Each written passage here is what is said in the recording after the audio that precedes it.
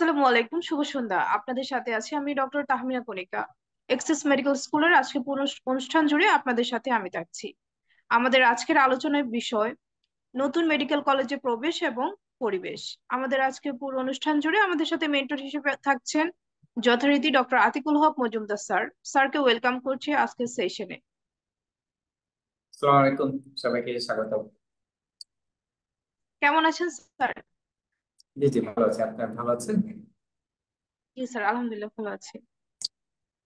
Sir, medical কলেজে যখন কোনো একজন স্টুডেন্ট অ্যাডমিশন নেয়ার পরে তার প্রথম যে চ্যালেঞ্জটা থাকে যে মেডিকেল কলেজে জয়েন করা, প্রথম যে অনুষ্ঠানটি হয় সেটিকে আমরা সবাই খুবই মনে রাখি, যেহেতু প্রথম প্রোগ্রাম মেডিকেল কলেজের, যেটাকে আমরা ওরিয়েন্টেশন বলি। একজন মেডিকেল স্টুডেন্টের জন্য ওরিয়েন্টেশনের দিনগুলো আসলে কেমন হয়ে থাকে আপনার এক্সপেরিয়েন্স থেকে যদি বলতেন আমাদেরকে। আচ্ছা, থ্যাংক ইউ কনিকা। আসলে ওরিয়েন্টেশনের দিনগুলি তো অবশ্যই খুব আনন্দের হয় আমাদের। যদি আমরা ফরিদপুর মেডিকেলের ফার্স্ট ব্যাচ ছিলাম, তো সেই হিসেবে আমাদের তো কোনো সিনিয়র কোনো ব্যাচ ছিল না। সেই হিসাবে আমাদের যারা টিচার ছিলেন ওনারাই ছিলেন অ্যাকচুয়ালি আমাদের সিনিয়র ভাই বোনের মতন। এই কারণে আমরা পরিবেশটা খুব আন্তরিক একটা পরিবেশ পেয়েছিলাম। তার ভিতরেও হাসি কান্না ছিল, রাগ অভিমান ছিল, যেরকম একটা ফ্যামিলির ভিতরে ভাই বোনের মধ্যেও হয়ে থাকে। ঠিক সেইভাবে আমাদেরও অনেক সময় এরকম হয়েছে, টিচাররা অনেকে কারো সাথে কোনো হয়তো কারো আচরণ অপছন্দে তাকে তারা এরকম মানে চড়থাপ্পড়ও দিয়েছেন আমাদের সামনে, এরকমও হয়েছে। তাহলে আসলে এই ঘটনাগুলি জাস্ট আমরা এইভাবেই দেখেছি। কিন্তু যে জিনিসটা, যে আজকে যে টপিক, যে আসলে শুরুটা বা ওরিয়েন্টেশনটা এই প্রথম দিক থেকে যে জিনিসটা হচ্ছে ভয়, হ্যাঁ, যেটা আমরা এর আগের সেশনগুলোতে আলাপ করেছি, যে সবচেয়ে বড় যে বিষয়টা হচ্ছে কয়েকটা ফ্যাক্টর কাজ করে। একটা হচ্ছে যে যেমন ইংরেজি মিডিয়াম, এটা একটা বিষয়। আর একটা বিষয় হচ্ছে যে মেডিকেল সায়েন্সের ভিতরে বিশেষ করে যখন অ্যানাটমি যে ডিসেকশনের যখন ক্লাসগুলি হয়, ওই ক্লাসগুলি অনেকের জন্য একটু ভীতিকর হয়ে দাঁড়ায়। তো সেগুলি নিয়ে আমরা হয়তো সামনে আবারও ডিসকাশন করব। তো আমি মনে করি এটা একটা অবিমিশ্র প্রতিক্রিয়া, এবং এই এক্সপিরিয়েন্স সবার জীবনেই হয়েছে, এবং এটা সবার কিছু না কিছু মনে থাকবে, অন্তত অনেক দিনই মনে থাকবে। Thank you sir. Sir, medical কলেজগুলো যেমন আমাদের দেশে government medical college, private medical college, এক একটা মেডিকেল কলেজের অ্যাম্বিয়েন্সটা এক এক রকম হয়ে থাকে। জি। এই ক্ষেত্রে মেডিকেল কলেজগুলো যে পরিবেশ, সেটা আসলে একজন মেডিকেল শিক্ষার্থীর উপর কতটা প্রভাব ফেলে বলে আপনি মনে করেন? পরিবেশটা তো অবশ্যই গুরুত্বপূর্ণ। কারণ একটা জিনিস মনে রাখতে হবে, যে একজন স্টুডেন্ট যখন অ্যাকচুয়ালি স্কুল পর্যন্ত, এটা কিন্তু একটা না একটা কন্টিনিউশন থাকে। এরপরে ইন্টারমিডিয়েট অর্থাৎ কলেজ জীবনটা কিন্তু খুবই সংক্ষিপ্ত, এত সংক্ষিপ্ত এটা কিন্তু চোখের পলকেই পার হয়ে যায়। তো কলেজ জীবন পার করার পরে তারপরে তো কিছুটা সময় যায় যে বিভিন্ন ধরনের অ্যাডমিশন টেস্টের প্রিপারেশনের জন্য। এরপরে যখন কেউ মেডিকেলে চান্স পায় তখন সেটা তার জন্য আনন্দের বিষয়। আবার যখন সে ভর্তি হয়, ভর্তি হওয়ার পরে ওখানে যাওয়ার ক্ষেত্রে একটা জিনিস এখানে কিন্তু গুরুত্বপূর্ণ, যে আমরা দেখেছি যে প্রাইভেট মেডিকেল এবং গভর্নমেন্ট মেডিকেলের ভিতরে একটা বড় পার্থক্য হচ্ছে যেমন পলিটিক্স একটা বিষয়।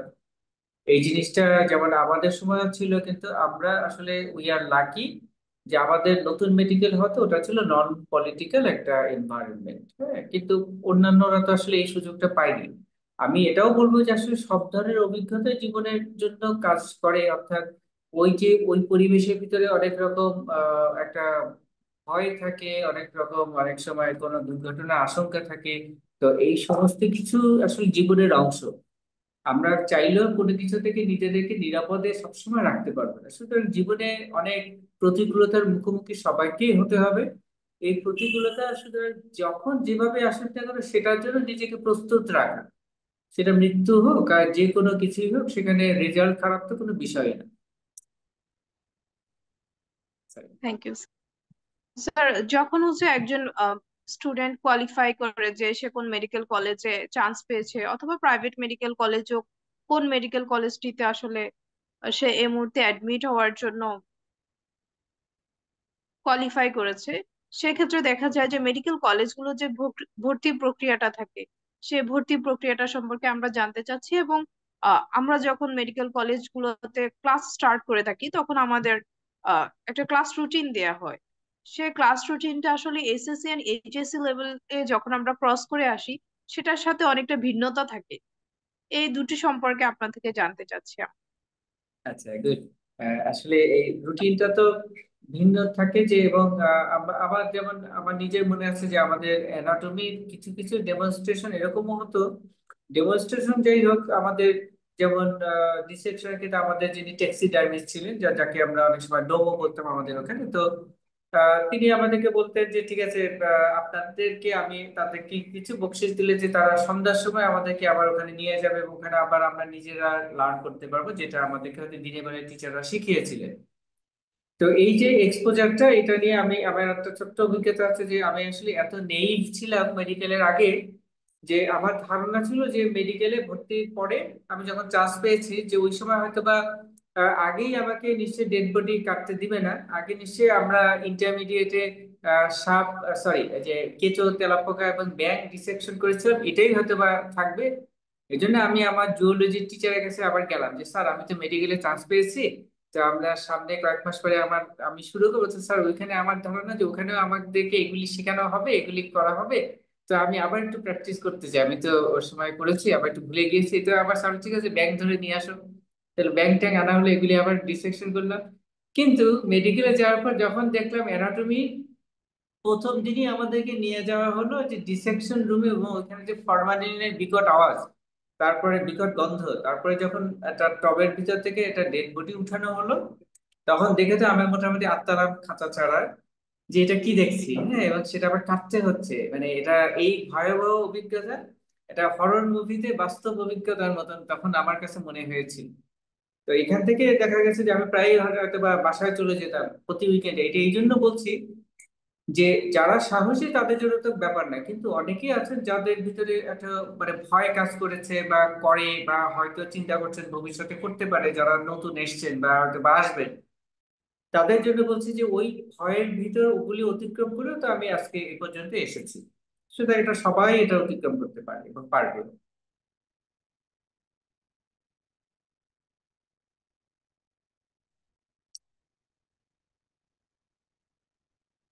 স্যার, ক্লাস রুটিনটা আমাদের এসএসসি এন্ড এইচএসসি থেকে পুরোটাই আলাদা হয়ে থাকে। মেডিকেল কলেজের ক্লাস রুটিন সম্পর্কে আমরা জানতে চাচ্ছি। আচ্ছা, আচ্ছা। মেডিকেল কলেজের ক্লাস রুটিনে আসলে আমাদের যেমন লেকচার থাকে কিছু, লেকচাররা সাধারণত সিনিয়র যারা প্রফেসর বা অ্যাসোসিয়েট প্রফেসর আছেন ওনারাই নেন। তো লেকচার ক্লাস থাকে, এবং এরপরে থাকে যে ডেমনস্ট্রেশন, যেটা সাধারণত যারা আহ, মানে প্র্যাকটিক্যাল জিনিসগুলি আরো বেশি শেখানো, যে আইটেম বা এইগুলি যারা নেন তাদের ওই ডেমনস্ট্রেশন ক্লাস থাকে, এছাড়াও তো প্র্যাকটিক্যালও থাকে।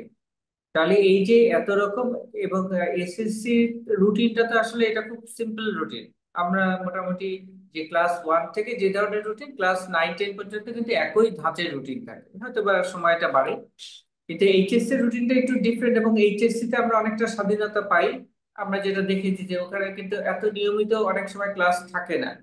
অনেক কলেজে দেখা যায় যে কিছু একটা গ্যাপ থাকে, বা এমনও হয় যে কোনো কোনো দিন কোনো ক্লাসই থাকে না, বা একটা মাত্র ক্লাস, তারপরে হয়তো তারা ফ্রি, বা হয়তো প্র্যাকটিক্যাল একটা থাকে। তো সেই তুলনায় হঠাৎ করে যখন মেডিকেল কলেজের ক্লাস রুটিনটা আমরা পাই, তাহলে ওই রুটিনের ভিতরে সবচাইতে বড় যেটা ধাক্কা লাগে সেটা হচ্ছে যে মানে ডাইভার্সিটি এবং মাল্টিপ্লিসিটি। অর্থাৎ অনেক ক্লাস, অনেক রকম, এবং সবই নতুন, সব বিষয় নতুন, বই নতুন ইংরেজিতে। এবং যখন এগুলির সাথে সাথে আবার আইটেম গুলিও শুরু হয়ে যায়, যখন পরীক্ষা শুরু হয়ে যায়, তখন তো আসলে অনেকটা দিশেহারা ভাব আসে। তো এই যে আশাটা কিন্তু স্বাভাবিক। আমরা এখানে আমাদের উদ্দেশ্য হচ্ছে যে সবার ভিতরে সাহস সঞ্চয় করা। এখন সাহস সঞ্চয় করা মানে এই না যে আমাদের আর ভয়ই কোনো লাগবে না, ভয় অতিক্রম করবো, ভয় লাগবে, আমি এইটাই হচ্ছে আমাদের মেসেজ, যে ভয় আসবে, ভয় লাগবে আমাদের, হয়তো আমরা ডিপ্রেস ফিল করবো, মনে হয় হ্যাঁ আমার দ্বারা বুঝি আর সম্ভব হবে না। কিন্তু এই যে ওই মনে হওয়াটাও স্বাভাবিক, ওটার মধ্যে দিয়ে ওটাও কিন্তু একটা পার্ট অফ ট্রেনিং। কারণ ট্রেনিং যদি একটা ভেসে গেলে হয়, তাহলে কিন্তু সেটা পরিপূর্ণ ট্রেনিং হবে না। ট্রেনিং এর ভিতরে অনিশ্চয়তা এবং ভয়, আতঙ্ক, এগুলি সবই থাকবে, এগুলিও ট্রেনিং এর কম্পোনেন্ট। তাহলে এই যে রুটিনের ভিতরে যে বৈচিত্র্য এবং তার ভিতরে যে ব্যাপকতা, এই জিনিসগুলিতে উদ্বেলিত হওয়াটাই স্বাভাবিক। এখন যদি বলা হয় যে এটা দেখে ঘাবড়ানোর কিছু নেই, অবশ্যই এটা ভুল হবে। এটা নিয়ে মন খারাপ হবে, এটা অবাক লাগবে যে কিভাবে সম্ভব। তো এটা সবাই পার করে আসছে, এটা সুতরাং আপনারা যারা নতুন তারাও এটা পার করে যাবে। Thank you sir. স্যার, যখন এইচএসসি কমপ্লিট করে আমরা যখন মেডিকেল কলেজে প্রবেশ করি, প্রথমে দেখা যায় যে আমরা আমাদের প্যারেন্টস ছাড়া হচ্ছে একটা একাডেমিক লাইফ স্টার্ট করতে চাই। যেমন এসএসসি এইচএসসি সময় অনেক সময় বাবা মা আমাদের সাথে থাকেন, বাবা মা আমাদেরকে নিয়ে যান। যখন মেডিকেল কলেজগুলোতে স্টুডেন্টরা যায় বেশিরভাগ সময় তারা হোস্টেলে থেকেই পড়াশোনা করে। এই সময় তারা কিছু প্রবলেম ফেস করে, যেগুলো হচ্ছে অ্যাডমিনিস্ট্রেটিভ প্রবলেম গুলো। হয়তো কোনো ডকুমেন্টেশনের প্রয়োজন আছে তাদের, তারা প্রপার ডকুমেন্টেশনটা কোথায় করবে? হোস্টেলে সিট বুকিংটা সে হয়তো বা করেছে, বাট সিট পাচ্ছে না। এই যে অ্যালটমেন্টের ব্যাপারগুলা, আদার্স যে কোনো ইস্যুস যদি হয় যেগুলো অ্যাডমিনিস্ট্রেটিভ প্রবলেম, এই যে অ্যাডমিনিস্ট্রেটিভ প্রবলেম গুলো সলভ করার জন্য আসলে তারা কিভাবে যোগাযোগ করবে অ্যাডমিনিস্ট্রেশনের সাথে? আচ্ছা, অ্যাডমিনিস্ট্রেশনের সাথে যোগাযোগের ক্ষেত্রে যেটা সবচেয়ে বড় প্রতিকূলতা হচ্ছে যে এটা মানে প্রশাসনিক সব ব্যাপারগুলি একটু সময় নেয়। কারণ এটা আমরা যেরকম মনে করি, মানে আসলে ক্লায়েন্ট পার্সপেক্টিভ থেকে মনে হতে পারে যে সমস্ত কাজগুলি খুব ধীর গতিতে হচ্ছে, অথবা আমার কাজটাই বুঝি ধীর গতিতে হচ্ছে। কিন্তু আসলে এই অ্যাডমিনিস্ট্রেশনের ব্যাপারটাই সেরকম যে অ্যাডমিনিস্ট্রেশনে যাই হোক না কেন সেটা কিন্তু অনেক টেবিল ঘুরে আসতে হয়, বেশ কয়েকটা টেবিল ঘুরে আসতে হয়। বিশেষ করে এটা যদি একটা পাবলিক মেডিকেল হয় তাহলে তো এটা কথাই নাই। এবং এটাও আমরা জানি যে পাবলিক সার্ভিসে যারা থাকেন তারা অনেকটা রিল্যাক্স অবস্থায় থাকেন, কারণ এটা আমাদের কালচারটাই এরকম, আমাদের দেশে কালচারটাই এরকম। তো এই কারণে কাজের গতি কিছুটা স্লো হবে, এটাই স্বাভাবিক। কিন্তু ধৈর্য ধরা ছাড়া এখানে আসলে অন্য কোনো ওয়ে নাই। এখানে আমি তাড়াহুড়ো করলে এটা আমার নিজের জন্যই ক্ষতিকর, কারণ আমার স্ট্রেস বাড়বে। এই জন্য যে কোনো ধরনের এই অ্যাডমিনিস্ট্রেটিভ হেল্পের ক্ষেত্রে আমাকে চেষ্টা করতে হবে এবং মাল্টিপল চ্যানেল দিয়ে চেষ্টা করতে হবে। আমি হয়তো যেখানে একটা একটা অফিসে বা একটা বিশেষ টেবিলে যাওয়ার কথা আমি সেখানে গেলাম, যদি আমার পরিচিত বন্ধু বা অন্য কোনো সিনিয়র ভাই বা বোন বা আপু ওনাদের যদি কারো পরিচিত কেউ থাকে তাহলে সেটাকে আমাকে কাজে লাগাতে হবে। অর্থাৎ যেটা আমি বলতে চাচ্ছি যে নেটওয়ার্কিং। কারণ আমরা হিউম্যান বিইংস, আমরা হচ্ছে সোশ্যাল বিইংস। সুতরাং যত বেশি আমাদের নেটওয়ার্ক হবে তত বেশি কিন্তু আমরা প্রশাসনিক এবং সকল ক্ষেত্রে আমরা একটা ইজি অ্যাক্সেস, একটা স্মুথ ওয়ে পেয়ে যাব। Thank you sir. স্যার, যখন একজন মেডিকেল স্টুডেন্ট তার স্টুডেন্ট লাইফটা স্টার্ট করবে, ওই মোমেন্টে আসলে তারা কোন কোন চ্যালেঞ্জ গুলো ফেস করবে এই নতুন পরিবেশে এসে? কোন চ্যালেঞ্জ গুলো আসলে তাদের মনে রাখা উচিত? চ্যালেঞ্জের ভিতরে একটা তো যেমন পড়াশোনা, এটাই তো একটা খুব বড় চ্যালেঞ্জ। কিন্তু আমি মনে করি এইটার মতন বা এটার কাছাকাছি যেটা গুরুত্বপূর্ণ সেটা হচ্ছে যে সোশিয়াল ইন্টারাকশন। অর্থাৎ ইন্টারাকশনের ক্ষেত্রে আমাদের কিন্তু অনেক তখন অনেক রকম ডাইনামিক্স কাজ করে। কারণ অনেকে দেখা যায় যে হয়তো নিউক্লিয়ার ফ্যামিলি থেকে আসছে, তাদের এর আগে হয়তো সোশ্যাল ইন্টারাকশন খুব কম ছিল, ইন্ট্রোভার্টেড ছিলেন, এবং হঠাৎ করে নতুন পরিসরে এসে সেইটা তাদের কাছে অনেক সময় মনে হয় যে মানে দিশেহারা একটা অনুভূতি হতে পারে। আবার এইটা কিন্তু অনেকের জন্য এরকমও হতে পারে যে তারা অনেক সময় মিসগাইডেড হওয়ারও একটা সুযোগ থাকে। যেমন আমিও, যেমন আমার ফ্যামিলিতে আমরা আমরা আমার বাবা মা দুজনেই ছিলেন টিচার।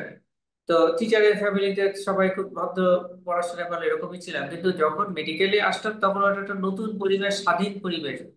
তাহলে এই যে স্বাধীন পরিবেশে এসে কিন্তু তখন দেখা যায় যে অনেক সময় এরকমও হয় বা হতে পারে যে নিজের ওই যে স্বাধীনতার মানে বাঁধ আর তখন বাঁধতে চায় না। তখন দেখা যায় যে অনেকে অনেক রকম, কেউ অ্যাডিকশন বা অন্য কোনো কিছু, অন্য কোনো অ্যাক্টিভিটিসে ইনভলভ হয়ে যেতে পারে।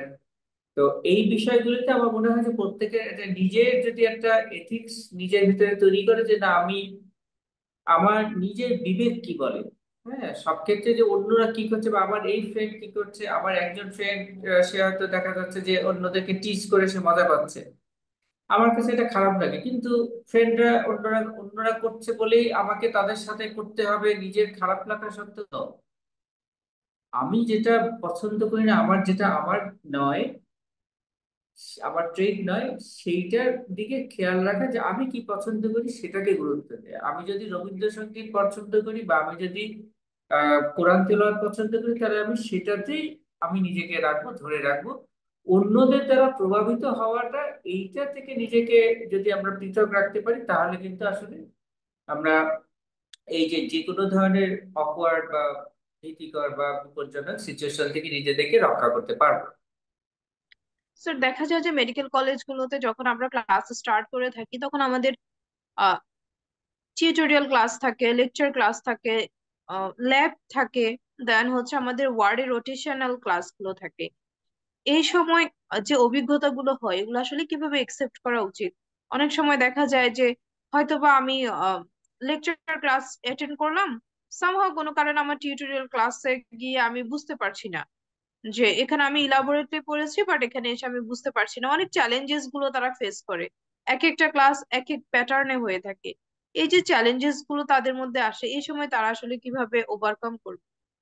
আচ্ছা, এই এই চ্যালেঞ্জের যেমন একটা মাইন্ডসেট খুব গুরুত্বপূর্ণ। সেই মাইন্ডসেটটা হচ্ছে যে আমি সব বিষয়ে কিন্তু A+ পাবো না, আমার সকল বিষয় আমি খুব ভালো করতে পারবো এটা না। অনেকে করবে, অনেকে করবে, তার মানে তাদের প্রতি ঈর্ষার যেমন কিছু নাই, আবার এটাও না যে তারা করতে পারছে আমি পারছি না তার মানে আমি স্টুডেন্ট হিসেবে খুব খারাপ, আমার দ্বারা কিছু হবে না, আমার কোনো পোস্ট গ্রাজুয়েশন বা হবে না, বা আমি ভালো চিকিৎসক হব না। যেমন আমার অভিজ্ঞতা থেকে আমি যেমন বুঝি যে আমি ইংরেজিতে, আমি তো বাংলা মিডিয়াম থেকে পড়ে আসছি, যদিও আমার স্টার মার্কস ছিল 75% এসএসসি এবং এইচএসসি তে, কিন্তু ওই যে ইংরেজিতে এসে আমি দেখলাম যে এটা আমার কাছে অত্যন্ত দুর্বোধ্য কঠিন। নামগুলি আমার মনে থাকে না, আমার স্মরণ শক্তি, আমার কিন্তু মুখস্থ বিদ্যা খুব খারাপ। ক্রিয়েটিভ মানুষ যারা, তাদের মুখস্থ বিদ্যা কম কম হয়ে থাকে। আমি ক্রিয়েটিভ পার্সন, এই জন্য আমার মুখস্থ বিদ্যা কম, মুখস্থ করতে পারি না, অনেক কষ্ট হয়েছে। তো আমি যখন দেখতাম যে অন্যরা সুন্দরভাবে এগিয়ে যাচ্ছে, তারা খুব ভালো, এবং তারা যে আইটেম গুলিতে ভালো ভালো নাম্বার পাচ্ছে, মানে সবাই তাদেরকে চিনতেছে, সবাই তাদেরকে অ্যাপ্রিসিয়েট করতেছে যে অমুক অমুক কয়েকজনের নাম, যে হ্যাঁ এরা ফার্স্ট সেকেন্ড হচ্ছে, 7 পাচ্ছে, 7.5 মাঝামাঝি পাচ্ছে, সবাই তাদেরকে দিকে সমীহের দৃষ্টিতে তাকাচ্ছে। তো এগুলি দেখলে তো তখন সবারই নিজের কাছে খারাপ লাগে, ইস, আমি তো, আমার তো অনেক 5.5 পেতেই, 5 পেতেই আমার কষ্ট হচ্ছে। তাহলে এই অনুভূতিগুলি হওয়াটা স্বাভাবিক। কিন্তু আমি এখন চিন্তা করি যে ওই যে আমি তো একদম খুব ফার্স্ট হইনি, অনার্স বা এগুলি নিয়ে কখনো পাশ করিনি, আমার বরং ফাইনাল ইয়ারে সাবজেক্ট যেটা সাপ্লিমেন্টারি ছিল। তারপরেও তো আমি এখন যে যে অবস্থানে আছে, আলহামদুলিল্লাহ, আমি I am very much happy.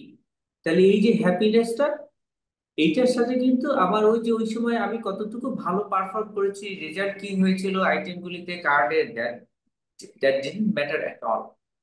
এটা ম্যাটার করে কিসের উপর, সমস্ত লাইফ নিয়ে আমার আলটিমেটলি আমার কতটুকু সহিষ্ণুতা বেড়েছে, লাইফের পার্সপেক্টিভ আমার কতটা ম্যাচিউর হয়েছে, সেগুলির উপর নির্ভর করে। সুতরাং পড়াশোনায় আমি ওই যে আইটেমে কি রেজাল্ট করি না করি, দ্যাট ডাজন্ট ম্যাটার।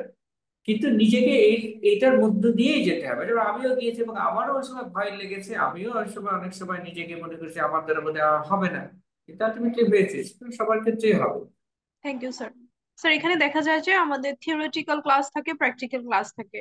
যেহেতু আমরা এসএসসি এইচএসসি তে প্র্যাকটিক্যাল অনেকটা কম মেডিকেল কলেজের তুলনায়, এ সময় দেখা যায় যে স্টুডেন্টরা প্র্যাকটিক্যাল যে ক্লাসেস গুলো থাকে, ল্যাব থাকে, এগুলোর প্রতি অনেকটা ভীত থাকে যে কিভাবে আসলে এগুলো ম্যানেজ করবে।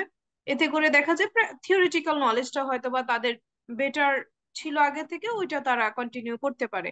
আবার কিছু স্টুডেন্টকে দেখা যায় যে তারা প্র্যাকটিক্যালের প্রতি এতটা বেশি ফোকাসড থাকে যে থিওরিটিক্যাল ব্যাপারটা তখন আর তাদের ভালো লাগছে না। এই যে দুইটার মধ্যে যে ব্যালেন্স করার ব্যাপারটা, এই ব্যালেন্সটা তারা আসলে কিভাবে করবে? আচ্ছা, এটা খুব চমৎকার প্রশ্ন। আসলে এটা, এই ব্যাপারটা এরকম যে আমাদের এক একজনের ব্রেন এক একভাবে লার্ন করে, মানে কারো কারো ব্রেনের লার্নিং স্ট্র্যাটেজিটাই হচ্ছে যে সে যেমন হয়তো কারো অডিও ভিজুয়াল, অর্থাৎ দেখে এবং শুনে তার লার্নিং ভালো হবে। আবার অনেকের লার্নিং যেটা ফ্লোটা হচ্ছে এরকম যে সে প্র্যাকটিক্যাল ডেমনস্ট্রেশন, হাতে কলমে কাজ করার মাধ্যমে তার লার্নিং বেশি হবে। আবার অনেকে দেখা যায় যে গ্রুপ ডিসকাশনের মাধ্যমে তাদের লার্নিং বেশি হবে। তো এক একজনের এক এক রকম। এখন এগুলির ভিতরে ব্যালেন্স তো অবশ্যই থাকতে হবে, কারণ আমাকে তো শুধু আমার, মানে আমার যেটা লার্নিং স্ট্র্যাটেজি সেই অনুযায়ী তো ক্লাস চলবে না, ক্লাসের নিজস্ব ধারা অনুযায়ী চলবে। যেমন লেকচার ক্লাসে মূলত স্লাইড এগুলি দেখানো হবে, সেখানে ডেমনস্ট্রেশনের সুযোগ নেই। আবার প্র্যাকটিক্যালে ঠিক উল্টোটা। তো এইটার ব্যালেন্সের ব্যাপারটা হচ্ছে এরকম, আমার যে ট্রেড, সেই ট্রেডটা অন্য জায়গায় যখন আমাকে নিজে হোম লার্নিং করবো, তখন ওইটাকে কাজে লাগানো। অর্থাৎ যারা, যেটা আপনি বললেন যে অনেকে আছে যারা ডেমনস্ট্রেশনে অনেক ফোকাস, মানে ওইটা তাদের অনেক ভালো লাগে, প্র্যাকটিক্যাল অনেক ভালো লাগে, এবং তারা দেখা যায় যে third year, fourth year, fifth ইয়ারও তারা দেখো যে ওয়ার্ডে গেলে তারা এত আগ্রহ, তাদের সাবজেক্টেই তারা করে যাচ্ছে, তারা লেকচার বা অন্য কিছুতে অতটা তাদের পাওয়া যাচ্ছে না, কিন্তু তারা ওইটা এত তাদের নেশার মতো এত আনন্দ পায় তারা। তাহলে তাদেরকে ওই লেকচার যেটা হচ্ছে সেইটাকে তখন তাদের ডেমনস্ট্রেশনে রূপান্তরিত করতে হবে কিভাবে, এটা তাদের ব্রেইন স্টর্মিং করতে হবে। এখন তো ইন্টারনেটে অনেক রকম ম্যাটেরিয়ালস আছে, ওইখানে অনেক পাজলস আছে, অনেক অনেক ওয়ে আছে যে যেটার মাধ্যমে আমরা অনেক ক্রিয়েটিভ ওয়েতে আমাদের লার্নিংটাকে এনহ্যান্স করতে পারবো। অর্থাৎ লেকচারের বিষয়টা বোরিং লাগতে পারে, আমি ওটা তো প্র্যাকটিক্যাল ডেমনস্ট্রেশন না, কিন্তু ওই বিষয়ের খুঁটিনাটি বিভিন্ন বিষয় নিয়ে আমি ইউটিউবে সার্চ যদি করি, আমি বিভিন্ন ধরনের অনেক ওয়েবসাইট খুঁজে পাবো, অনেক অনেক 3D মডেল পাবো ইন্টারনেটে, যেখান থেকে ব্রেন, হার্ট, আমি বিভিন্ন চেম্বার গুলো আলাদা আলাদা করে দেখতে পাবো। তাহলে এইভাবে যখন আমরা আমাদের বিষয়টাকে আমরা যখন ডাইভার্স অ্যাঙ্গেল দিয়ে দেখবো, তখন কিন্তু আমাদের ওই যে নিজস্ব ফ্লো অনুযায়ী লার্নিংটা হবে। এভাবে আমরা এই ব্যালেন্সটা করতে পারি খুব সহজে। Thank you sir. স্যার আমরা মেডিকেল কলেজগুলোতে যখন প্রথম প্রবেশ করি তখন থেকে আমাদের আসলে কোন অভ্যাসগুলো আমাদের মধ্যে গড়ে তোলা উচিত, যেগুলো হচ্ছে আস্তে আস্তে এমন হবে যে একটা সময় গিয়ে আমরা খুবই বেনিফিটেড হচ্ছি, যে এই হ্যাবিট গুলো গ্রো করার জন্য কোন হ্যাবিট গুলোর দিকে আমাদের আসলে ফোকাস করা উচিত? হ্যাবিট যেটার দিকে ফোকাস করা উচিত বলে আমি মনে করি, সেটা হচ্ছে যে আমার নিজের ভিতরে নিজস্ব স্বকীয়তাটা কি। অর্থাৎ আমরা অনেক সময় সবাইকে একটা নির্দিষ্ট ছাঁচে ফেলার চেষ্টা করি, মানে আমাদের শিক্ষা পদ্ধতিতে এরকম, যেমন যে সবাইকেই খুব আর্লি ঘুমাতে হবে, ভোরে ঘুম থেকে উঠতে হবে, কিন্তু এক একজনের ব্রেন এক এক ভাবে কাজ করে, এটাই স্বাভাবিক। অনেকে যারা নাইট আউল তারা কিন্তু তাদের ব্রেন অ্যাক্টিভ থাকবে রাতে, রাত জেগে কাজ করতে তাদের এনার্জি বেশি পাবে, আবার তারা দিনের বেলা সুযোগ পেলে ঘুমাবে। আর যারা আর্লি বার্ড বা মর্নিং বার্ড তারা দেখা যাবে যে এই অল্প রাত হলে তাদের ঘুম চলে আসবে চোখে, সহজে জেগে থাকতে পারবে না, আবার অনেক ভোরে তাদের ঘুমটা ভেঙে যাবে। এখন আমরা যদি চেঞ্জ করার চেষ্টা করি তাহলে কিন্তু সেটা আমাদের জন্য অনেক সময় ডিজাস্টার হয়ে যাবে। যেমন অনেকে আছে তারা রুটিন মাফিক কাজ করতে খুব পছন্দ করে, অত্যন্ত মেটিকুলাস, সিস্টেমেটিক, তাদের সবকিছু রুটিন বাঁধা, তাদের প্রতিটা কাজ একেবারে ছকে বাঁধা। তাদেরকে যদি আমি বেহিসাবি ভাবে বা তাদের যদি আমরা অনিয়মিত জীবন যাপনে তারা অস্বস্তিতে পারবে, তারা পারবে না। আবার এর উল্টোটা সত্য, অনেকেই আছে কিছুটা তাদের অগোছালো, তারা ওরকম ভাবে খুব নিয়ম তান্ত্রিক ভাবে চলে না, রুটিন মানতে পারে না, রুটিন তাদের কাছে অত্যন্ত দুর্বিষহ। তাদেরকে যদি আমরা জোর করে রুটিন বানানোর চেষ্টা করি তাহলে কিন্তু সেটাও তাদের জন্য আরো হিতে বিপরীত হবে। তাহলে আমাকে আমার ফ্লোটা বুঝতে হবে যে আমি কি রকম, আমার ব্রেন কোনটা কোন ভাবে চলে, স্বাচ্ছন্দ্য বোধ করে, সেইভাবে আমাকে অ্যাকোমোডেট করতে হবে, আমাকে অ্যাডাপ্ট করতে হবে। তাহলে আমার পড়াশোনায় আমি যদি নাইট আউল হই, তাহলে আমাকে কম্প্রোমাইজ করতে হবে, আচ্ছা ঠিক আছে কোন দিন কোন ক্লাসের আমার সকালে লেকচার নাই, সেই দিন আমি তাহলে ওই দিন একটু বেশি সময় ঘুমাবো, ওই দিন আমি রাতটা একটু বেশি জাগতে পারবো, রাত জেগে আমার যদি ব্রেন ভালো খুলে ভালো পড়াশোনা করতে হবে আমি রাতে ওইটা করবো। আমার ফ্লোটা আমাকে বুঝতে হবে, অন্যকে ফলো করলে হবে না। যে আমার ফ্রেন্ড বা অমুক ফার্স্ট বয় সে তো দেখা যাচ্ছে যে এইভাবে করছে, আমি কেন পারছি না? নো, আমরা একজন আরেকজনের সাথে কম্পারিজনের কোনো সুযোগ নেই, প্রত্যেকে আমরা ইউনিক। আমরা মেডিকেলে যে একবার ঢুকেছে তার মানে ওই একটা ন্যূনতম মেধা না থাকলেও তার মেডিকেলে কেউ ঢুকতে পারবে না, তাই না? সুতরাং ওই মেধাটা আমার আছে, এখন বাকিটা আমি ভয় পাচ্ছি এটাও শেষ হয়ে যাবে, এবং কে কি করলো আমার চেয়ে কে কতটা ভালো ফল করছে দ্যাট ডাজন্ট ম্যাটার। আমি আমার মতন করে বোঝার চেষ্টা করব, আমার পক্ষে যতটুকু সম্ভব এই মুহূর্তে, কারণ ভবিষ্যৎ আমরা কেউই জানি না। এবং এরকম একটা কথা আমাদের সময় প্রচলিত ছিল, আমরা এটাও শুনতাম যে অনেক টিচার এরকম মনে করতেন যে পরীক্ষার সময় স্টুডেন্টদেরকে অনেক সময় তারা অনেক সময় লেভারেজ দিতেন, যে ছেড়ে দিতেন, এবং তারা তখন এটা বলতেন যে ওদের তো সামনে অনেক সময় আছে, ওরা তখন শিখতে পারবে। একদম সবকিছু শিখেই যে পাশ করবে এটা তো হতে পারে, এটা তো আসলে আর মানে আনএক্সেপ্টেবল বা আনএক্সপেক্টেড। এটা তো হতে পারে না যে আমি সমস্ত জেনে তারপরে আমি পাস করবো। সুতরাং জানার যেমন কোনো শেষ নাই, সুতরাং ধৈর্য এবং অধ্যবসায় এই জিনিসটা আমাকে থাকতে হবে। আমি যাই করি না কেন আমি আমার মতন করে চেষ্টা, আমার সাধ্য মতন চেষ্টা করে যাব, অতিরিক্ত চাপ দেব না। Thank you sir. স্যার দেখা যায় যে আমরা স্কুল কলেজে থাকাকালীন সময় আমরা অনেকে নিজেরাই একা পড়াশোনা করতে পছন্দ করি, মেডিকেল কলেজে আসার পর তখন আমরা গ্রুপ স্টাডির জন্য অনেক বেশি শুনে থাকি যে গ্রুপ স্টাডি করার ফলে আইটেম টেবিল থেকে শুরু করে প্রফের ভাইবা পর্যন্ত আমরা ইজিলি ওভারকাম করতে পারবো। আপনি আসলে গ্রুপ স্টাডির ব্যাপারটা কিভাবে দেখছেন? গ্রুপ স্টাডির ক্ষেত্রে আসলে দুটো জিনিস আমাদেরকে বিবেচনা করতে হবে। একটা হচ্ছে যে আহ, মানুষ দুই ধরনের আমরা মোটামুটি জানি যে অনেকে একটু ইন্ট্রোভার্টেড বেশি, আবার অনেকে একটু এক্সট্রোভার্টেড বেশি। যারা ইন্ট্রোভার্ট প্রকৃতির তারা সাধারণত গ্রুপ স্টাডিতে একটু স্বাচ্ছন্দ্য কম বোধ করেন, কারণ ওই যে অন্যদের সাথে ইন্টারেক্ট করতে তারা একটু শাই ফিল করেন সোশিয়ালি। তো এটা একটা প্রতিবন্ধকতা, আবার এটা কিন্তু আহ, একটা ব্রাইট সাইড আছে। ব্রাইট সাইড হচ্ছে যে তাদের ব্রেন কিন্তু আসলে তারা নিরিবিলিতে কাজ করতেও স্বাচ্ছন্দ্য বোধ করেন, এবং যখন তাদের মন মতন কোনো কিছু তারা ইন্টারেস্ট, টপিক অফ ইন্টারেস্ট পান, তখন কিন্তু তারা গ্রুপেও খুব স্বচ্ছন্দভাবে ওই জিনিসটাকে প্রেজেন্ট করতে পারে, না ওটাকে তখন ওনারা এলাবোরেট করতে পারে।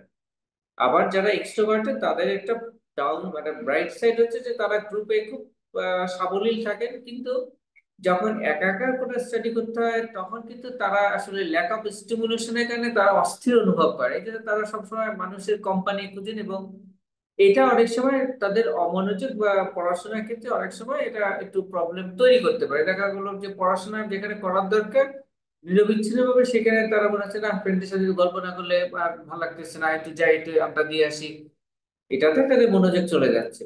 তাহলে দুটারই যেমন ভালো মন্দ দিক আছে, এখন এই দুটাকে ব্যালেন্স করে আমি যেটা বলবো যে আসলে গ্রুপ ডিসকাশনটা হচ্ছে লার্নিং এর সবচেয়ে বেস্ট ওয়ে। কেন বেস্ট ওয়ে? কারণ ওই যে একটু আগে বলছিলাম যে একটা কারো লার্নিং হয় দেখার মাধ্যমে, কারো হয় শোনার মাধ্যমে, কারো হচ্ছে ডেমনস্ট্রেশনের মাধ্যমে। কিন্তু যেটা রিসার্চাররা যেটা বলে যে অ্যাকচুয়ালি সবচেয়ে বেস্ট ওয়ে অফ লার্নিং হচ্ছে যে এমন ভাবে লার্নিং যখন আমি জিনিসটা খুব সহজ ভাবে আরেকজনকে লেম্যানকে বুঝাতে পারবো, যখন আমি এটা আমার মানে নানি বা দাদি উনাদেরকে বুঝাতে পারবো বা একটা শিশুকে বুঝাতে পারবো।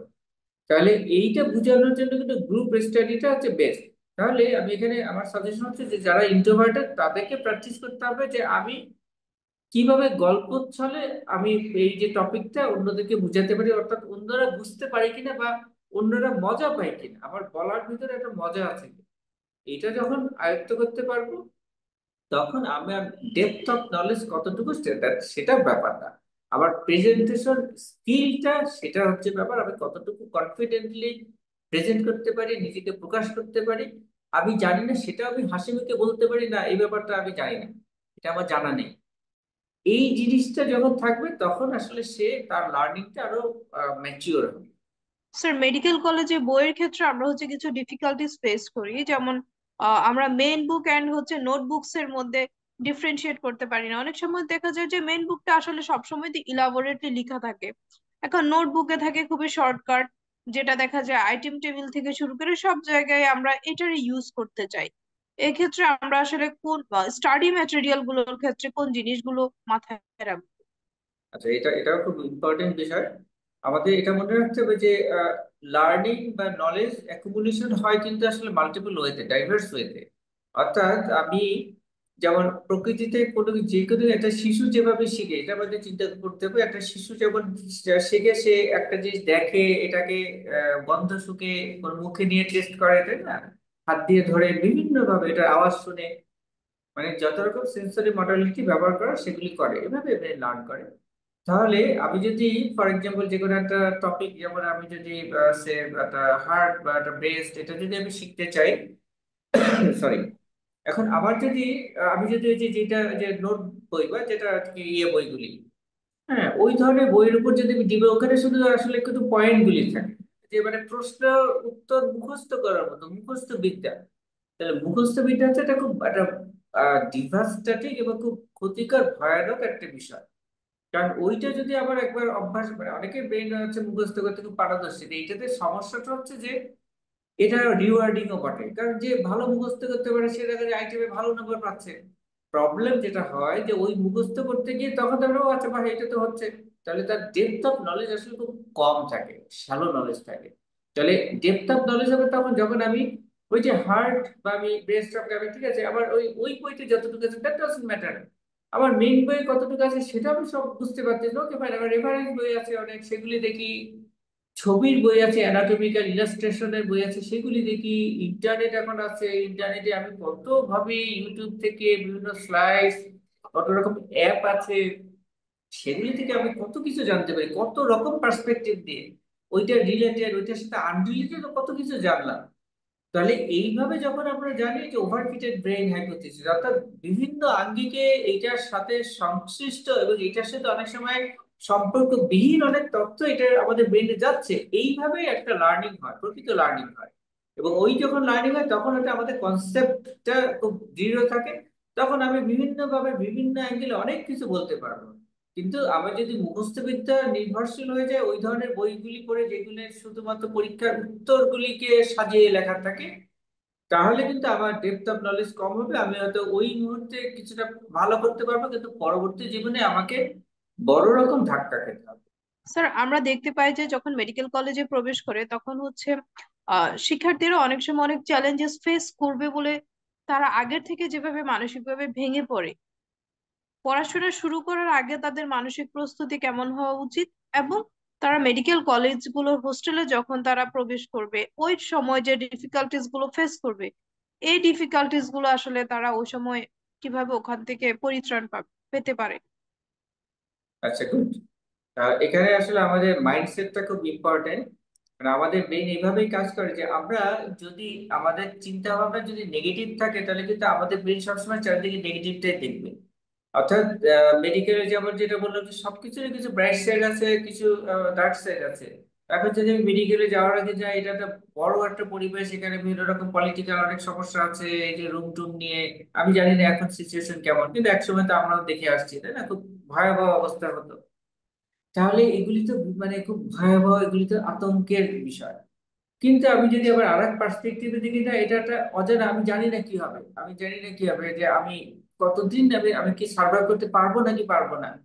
তাহলে এই যে এটাতে যে যদি আমি এটাকে একটা থ্রিল হিসাবে নিই, অ্যাডভেঞ্চার হিসেবে নিই, যে এই জীবনটা কেমন হবে আমি জানি না, কিন্তু আমি যেগুলি পজিটিভ সেগুলিকে যদি ফোকাস দেই, যে না এই যে আমার অমুক ফ্রেন্ডরা, এই যে কয়েকজন ফ্রেন্ড এরা কত কোঅপারেটিভ, বা অমুক টিচার সে কত হাসি খুশি, উনি কত সুন্দরভাবে আমাদেরকে শেখান, অমুক স্টাফটা অনেক ভালো, হ্যাঁ, তাহলে আমার ব্রেইন যখন পজিটিভ কোনো জিনিসের দিকে ফোকাস করবে, এবং আমি যখন ব্লেম করাটা কমিয়ে দিব। ব্লেম করতে চাইলে কিন্তু ব্লেম করার জিনিসের অভাব নেই। দুনিয়া শুদ্ধ মানুষেরকে ব্লেম করা যাবে, আমাদের দেশের এইটা খারাপ সেইটা খারাপ, অমুক খারাপ তমুক খারাপ, যত এটা কিন্তু ব্রেইনের জন্য সেলফ স্যাবোটাজ। কিন্তু আমার ভিতরে যখন গ্র্যাটিটিউড থাকবে, যে না আসলে আই এম হ্যাপি এই পর্যন্ত যে আমি আসছি, আমি যে পড়াশোনার মেডিকেলের সৌভাগ্য, মেডিকেলে পড়ার যে সুযোগ পেয়েছি, এটাই তো আমার জন্য অনেক, কত মানুষ তো সেটা পায় না। তাহলে এই যে আই এম মানে so grateful to my life, তো আল্লাহ যে যেভাবে বলি না কেন, তাহলে এই যে গ্রেটফুলনেস, এই জিনিসটা যত বেশি আমাদের ভিতরে আমরা আমাদের কালচারের বিষয়টা কালচার করতে পারবো, তত কিন্তু আসলে নেগেটিভ জিনিসগুলি আমাদের ব্রেনে ওগুলি আসবে না। এবং রিয়েলিটিটা তখন চেঞ্জ হবে, আমার অ্যাটিটিউড যেরকম হবে আমার চারিদিকের জগৎটা সেভাবেই তৈরি। স্যার, মেডিকেল কলেজে যখন সে ক্লাস শুরু করলো, কোনো কারণে দেখা গেল যে সে আইটেমে পেন্ডিং বারবার পাচ্ছে, হয়তো বা কার্ডটা তার ক্লিয়ার হলো না, নেক্সট টার্মে সে বসতে পারছে না, এই যে হতাশার একটা ছকের মধ্যে সে পড়ে যাচ্ছে, এই হতাশাগুলো থেকে আসলে নিজেকে কিভাবে সে কাটিয়ে উঠিয়ে আনতে পারবে? আচ্ছা, এই হতাশার ব্যাপারটা এরকম যে এই ধরনের সাময়িক ব্যর্থতা এটা আসলে সবার জীবনেই ঘটে। আমরা স্টিভ জবসের কথা সবাই আমরা প্রায় জানি, তাই না? যে উনি কিন্তু ড্রপ আউট হয়েছিলেন, এবং উনি যখন একটা ইউনিভার্সিটিতে, প্রাইভেট একটা ইউনিভার্সিটিতে পড়ে, উনি যোগদান একটা কলেজে যোগদান করেছিলেন, কিন্তু ওইটার টিউশন ফি ওনার বাবা মা দিতে পারেনি, যার ফলে উনি ওইখান থেকে বের হয়ে আসছিলেন। এবং উনি বের হয়ে আসলেন, তখন উনি চিন্তা করলেন যে আমি তাহলে এই যে সময়টা রয়েছে অলস সময় আমি কি করি। তখন উনি ইন্টারনেটে দেখলেন একটা একটা ক্যালিগ্রাফির একটা কোর্স, হ্যাঁ, মানে এটা ক্যালিগ্রাফিতে ওনার কোনো কাজে আসবে না, কিন্তু তারপর উনি জাস্ট কিছু করার নেই, বসে আছে, উনি ওই কোর্সটা করলেন। পরবর্তীতে যখন ওনারা উইন্ডোজের কাজ শুরু করলেন, তখন ওই যে উইন্ডোজের যে বিভিন্ন ফন্ট গুলি, ওই ফন্ট গুলি, যেটা এখন এই যে অ্যাপেলের ফন্ট, এই ফন্টগুলি কিন্তু ওনার ওই যে ক্যালিগ্রাফি যে উনি শিখেছিলেন ম্যাকিনটশের সম্ভবত, ওই ফন্টগুলি ওই লার্নিংটাই কিন্তু তখন কাজে লেগেছে। সুতরাং আমাদের জীবনে যে ফেইলিওর, ফেইলিওর কিন্তু আমাদের জন্য ট্রেনিং। যেমন একটা উদাহরণ আমি সবসময় বলি যে সাইকেল চালাতে গিয়ে ডানে পড়তে হবে বামেও পড়তে হবে, আমরা যদি না পড়ি তাহলে কিন্তু সাইকেল চালানো শিখতে পারবো না। ঠিক সেইভাবে আমাদের এই যে জীবন চলার পথে আপস অ্যান্ড ডাউন শুধু না, এটা অবধারিত শুধু না, এটা স্বাভাবিকও শুধু না, এটা কাঙ্ক্ষিত, এটাই এটাই বাস্তবতাও শুধু না, এটাই মানে এটাই হচ্ছে গিয়ে জীবন। হ্যাঁ, এবং এটাকে যত বেশি আমি আনন্দের সাথে নিতে পারবো যে না, আপস অ্যান্ড ডাউনস মানেই আমি পরিপূর্ণ জীবনের মধ্যে দিয়ে আছি। যেমন নদীর স্রোত চলার সময় কখনো কখনো ভাটা, কখনো কখনো জোয়ার থাকবে। আমার পড়াশোনার ক্ষেত্রে প্রত্যেকের ক্ষেত্রে কখনো কখনো ফেলিওর থাকবে, কখনো কখনো ডিলে হবে, কখনো কখনো মনে হবে যে এটা আর পার হচ্ছে না।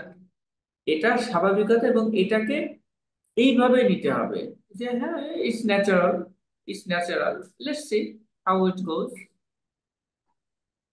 তো দেখা যায় যে আমরা আমাদের ডেইলি লাইফেও বলে থাকি যে কোনো ধরনের প্রেশার ফিল করলে অথবা সে কোনো এংজাইটি বা প্যানিক অ্যাটাক হলে ব্রিদিং এক্সারসাইজ করতে, অথবা মাইন্ডফুল কোনো কাজের মধ্যে নিজেকে ইনভলভ করতে, অথবা স্পিরিচুয়াল প্র্যাকটিস গুলা যাতে বাড়িয়ে দেয়, সাউন্ড স্লিপের কথা বলে থাকি। এখন মেডিকেল কলেজ তো আসলে দেখা যায় যে নতুন যখন কেউ প্রবেশ করে ওই মুহূর্তে অনেক স্ট্রেসফুল কন্ডিশন আসে, যে আমি এই স্টাডিটা কমপ্লিট করতে পারবো কিনা, কালকে আইটেমে বসতে পারবো কিনা, আইটেমে বসার পর আসলে আমার আইটেমটা ক্লিয়ার হবে কিনা। ডিফারেন্ট কাইন্ড অফ স্ট্রেস আসলে তার নিউ এনভায়রনমেন্টে তাকে খুব অ্যাটাক করে খুব অল্প সময়ের মধ্যে। এর মধ্যে দেখা যায় যে প্যারেন্টসও তাদের সাথে ওই মোমেন্টটাতে থাকে না। এই যে হতাশা গুলো অথবা তার যে স্ট্রেসফুল যে কন্ডিশন গুলো, এই মোমেন্ট গুলোতে আসলে তার কি কাজ করা, কোন কাজগুলোর দিকে ফোকাস করা উচিত? হ্যাঁ, এটা তো খুব গুরুত্বপূর্ণ। যেমন ব্রিদিং এক্সারসাইজ, এটা ব্রেনের জন্য অত্যন্ত হেল্পফুল, কনসেন্ট্রেশন, অ্যাটেনশন, মেমোরির জন্য।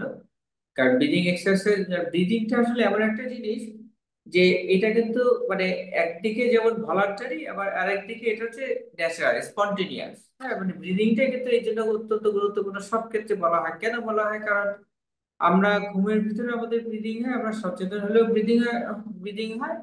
আবার আমরা নিজেদের মতো করে ব্রিদিং এর রেট রিদম কন্ট্রোল করতে পারি। তো এই কারণে যে কোনো সময় যখন আমরা ব্রিদিং এর দিকে ফোকাস দিই, হ্যাঁ, তখন কিন্তু ন্যাচারালি আমাদের ভিতরে এরকম একটা অ্যান্টিডোট, ন্যাচারাল অ্যান্টিডোট, তখন কিন্তু আমাদের স্ট্রেস যেই স্ট্রেসেই থাকি না কেন সেটা কমে যেতে বাধ্য। মানে এটা জাস্ট একটা অঙ্কের বা এটা কেমিস্ট্রির ফর্মুলার মতো। তাহলে ব্রিদিং এক্সারসাইজটা যেমন গুরুত্বপূর্ণ, খুবই ইফেক্টিভ, এবং শুধু এক্সারসাইজ না, আমি এটা বলবো আরো সহজ করে যদি বলি, কারণ এক্সারসাইজ অনেক রকম আছে, যে অনেক রকম গুনতে হয়, যে এতবার গুনতে গুনতে শ্বাস নেওয়া, ধরে রাখা, শ্বাস ফেলা, কোনো প্রয়োজন নেই, এত কঠিন করার কোনো প্রয়োজন নেই। Just focus on your own breathing. আমি এখন যে নিঃশ্বাস নিচ্ছি কথা বলতে বলতে, আমি যদি মনোযোগটা দেই ওইদিকে, আমি কিন্তু কাম অ্যান্ড কোয়েট, যতটুকু ছিলাম আমার কথাতেই বোঝা যাচ্ছে, তাই না? তার চাইতে এখন আরো বেশি কাম অ্যান্ড কোয়েট। আমি কি করেছি, আমার যে স্বাভাবিক ব্রিদিং হচ্ছিল আমি সেটাকেই মনোযোগ দিয়ে ওটার দিকে আমি ফোকাসটা করেছি। তাহলে ব্রিদিংটা এত ইজি, সিম্পল। কারণ সবসময় আমাদের ব্রিদিং হচ্ছে, ব্রিদিং বিহীন আমরা তো থাকছি না। তাহলে ওই ব্রিদিংটা যেভাবেই হোক না কেন, জাস্ট ওটাকে একটু ফলো করা। অন্যদিকে যখন স্ট্রেস, আমি যে ব্রিদিং এর দিকে যদি ঠিক খেয়াল করি, দ্যাটস নাইস। এবং এটাও কিন্তু ওই যে কেন এটাতে আমরা রিল্যাক্স ফিল করি, এটা মাইন্ডফুলনেস। কারণ ওই যে ব্রিদিং এর দিকে ফোকাস করলে মাইন্ডফুল হচ্ছি আমরা। আবার এই মাইন্ডফুলনেস যে কোনো কাজ যেটার ভিতরে আমি আগ্রহ নিয়ে কাজ করছি, আমি একটা রান্নার কাজ করছি, একটা শখে একটা ফ্রেন্ডদেরকে খাওয়াবো, আমি একটা নিজে একটা ডিশ তৈরি করছি, এই যে আনন্দের সাথে কাজ করছি, এটাও মাইন্ডফুলনেস। মাইন্ডফুলনেস মানে কোনো আলাদা মেডিটেশন না, যখন যে অবস্থায় আছি সেটা করাই মাইন্ডফুলনেস। অর্থাৎ আমি খাচ্ছি, ওই যে খাওয়ার সময় খাবারটা কিভাবে আমার ভিতরে যাচ্ছে, আমি এটা রস আস্বাদন করছি, এই জন্য কিন্তু বলা হয়ে থাকে যে সবকিছুকে ধৈর্য সহকারে এবং ওগুলিকে রয়েছে করা।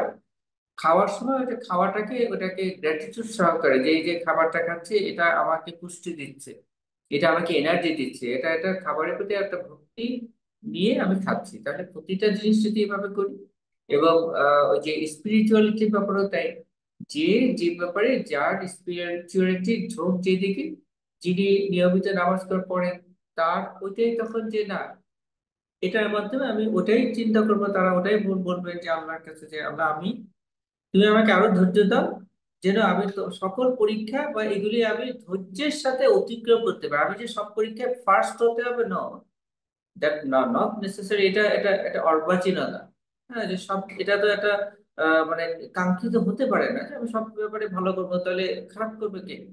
হ্যাঁ, তাহলে অন্যদের চাইতে আমি এগিয়ে থাকবো, এটা প্রথম ভালো কিছু না। আল্লাহর কাছে এটাই তখন তাদের চাওয়া হচ্ছে যে আমি যেন আমার ধৈর্য যেন পারে, সহিষ্ণুতা পারে, আমি মানুষের প্রতি মানবতাবোধ যেন আবার পারে, এবং আমি যেন নিজেকে নিয়ে অহংকারের ভিতরে না যাই। আমি এমন যেন না হয় যে আমি অনেক ভালো করছি এবং আমি তখন আর আমি মানে মানুষকে মানুষ মনে করছি না, সেটাও যেন না হয়। আবার এমন যেন না হয় যে আমি হতাশায় নিমজ্জিত হয়ে যাচ্ছে যে আমি আমি কেন পারছি না। সুতরাং আমাকে সাহস, যেন আল্লাহ তুমি আমাকে সাহস দাও, শক্তি দাও, এবং আমার ভিতরে মানবতা বোধ দাও। যারা নামাজ, যারা এই ধরনের স্পিরিচুয়ালিটিতে আছেন, তারা এইভাবে যদি তাদের প্রেয়ারটা ঠিক করে, যে চাওয়া না যে আল্লাহ তুমি আমার সামনে পরীক্ষা আমাকে পাশ করো, ওইটা তো আসলে খুব একটা ডাউন চাওয়া, তাই না? ওইটা তো কোনো সেন্সিবল মানুষ, কোনো রেসপন্সিবল মানুষ তো এইভাবে চাইতে পারে না। তাদের চাওয়াটা হবে এরকম যে তুমি আমাকে যে বিপদেই ফেলো না কেন, সেই বিপদ যেন আমি সাহসিকতার সাথে মোকাবেলা করতে পারি। নট নেসেসারি সবসময় আমাকে জিততেই হবে। সবাই তো সবসময় উইন করবে না। Thank you so much sir. Sir দেখা যায় যে আমরা এখনকার সময়ে যখন মেডিকেল কলেজগুলোতে আসে তখন দেখা যায় যে অনেক ডিজিটাল ডিভাইস গুলো নিয়ে সবার একটা অ্যাট্রাকশন কাজ করে। আমাদের স্টাডির ক্ষেত্রে আসলে এই ডিভাইস গুলোর ইম্পর্টেন্স কতটুকু বলে আপনি মনে করছেন? মানে যেমন স্মার্ট। এখনকার সময়ে আইপ্যাড ছাড়া পড়তে পারছে না এরকম। জি। যেমন আইপ্যাড ছাড়া পড়তে পারছে না এরকম একটা টেন্ডেন্সি ফার্স্ট ইয়ার স্টুডেন্টদের ক্ষেত্রে দেখা যায়, যে তারা মনে করছে যে এই ডিভাইস ছাড়া আসলে মেডিকেল কলেজে স্টাডি ইনকমপ্লিট থেকে যাবে, বা এটা আসলে অনেকটাই অবস্ট্রাকল ক্রিয়েট করছে তাদের জন্য। এই জিনিসটার ক্ষেত্রে আপনার ওপিনিয়ন জানতে চাচ্ছি। আচ্ছা, আমার ওপিনিয়নটা আসলে খুব ক্লিয়ার কাট, সেটা হচ্ছে যে হ্যাঁ, গ্যাজেট অবশ্যই এটা উপকারী, কিন্তু যদি গ্যাজেট না থাকে। হুম, আমি যদি এরকম দেখি, কারণ আমার আমার নিজের জীবনের এরকম অনেক অভিজ্ঞতাই আছে যে যেমন এটার গেজেট দিয়ে নয়, আমি অন্য একটা ভাবে একটা একটা উদাহরণ দিয়ে বলি যে আমি যখন মেডিকেলে আমার ইন্টার্নি শেষ হওয়ার পর আমরা আমরা তখন ঢাকাতে এসে ওই যে পড়াশোনা, মানে সবাই পড়াশোনা করে পোস্ট গ্রাজুয়েশনের জন্য পড়াশোনা করে করতাম আমরা তখন, এবং একই সাথে আমাদের কিন্তু প্রাইভেট জব করতাম, কারণ তখন বাসা থেকে তো টাকা নেওয়াটা এটা তখন মনে হতো যে it would be too much. কারণ বাবা মা তো কষ্ট করে এমবিবিএস পাস করে ওখানে পর্যন্ত পড়াশোনা করিয়েছেন, এরপরেও তাদের কাছে টাকা চাই কিভাবে? তো যাই হোক, তো ওই পরিস্থিতিতে আমি দেখতাম যে অনেকে যাদের মানে ফিনান্সিয়াল স্টেবিলিটি অনেক বেশি ভালো, তারা দেখা যেত তারা তারা ওই প্রাইভেট জব করতেন না, তারা দেখা যেত যে সারাদিন রাত তখন পিজিতে ওখানে ওদের লাইব্রেরিতে, পাঁচতলায় লাইব্রেরিতে লাইব্রেরিতে খুব পড়াশোনা করতেছে। তো তাদের থেকে মানে এই যে দূর থেকে তাকিয়ে দেখতে দেখতে মনে হচ্ছে ওরা এই যে কি সুন্দর পড়ার সুযোগ পাচ্ছে। হ্যাঁ, মানে সারাক্ষণ পড়তেছে, আমারও তো পড়তে ভালো লাগে, কিন্তু আমাকে তো এই যে বিভিন্ন ক্লিনিকে জব করতে হচ্ছে, এগুলি করে করে তো আর আমার ওই এনার্জি থাকছে না, অত পড়তে পারছি না। তখন কিন্তু একটু খারাপ লাগতো, দীর্ঘশ্বাস মাঝে মাঝে আসতো। কিন্তু এখন প্র্যাকটিক্যাল জীবনে আমি দেখি যে ওই যে যারা ওইভাবে সারাক্ষণ করছে, তারা হয়তো ঠিক আছে আমাদের চাইতে একটু আগেও পোস্ট গ্রাজুয়েশনে গিয়েছে, কিন্তু এমনও হয়েছে যে তাদের অনেকের পোস্ট গ্রাজুয়েশন অনেক সময় লেগে গেছে, আবার অনেকের পোস্ট গ্রাজুয়েশন সম্পূর্ণও হয়নি, আবার সম্পূর্ণ হলেও তারা খুব যে হয়তো ওইরকম নিজেদের মন মতো তারা সাফল্য অর্জন করতে পারেনি।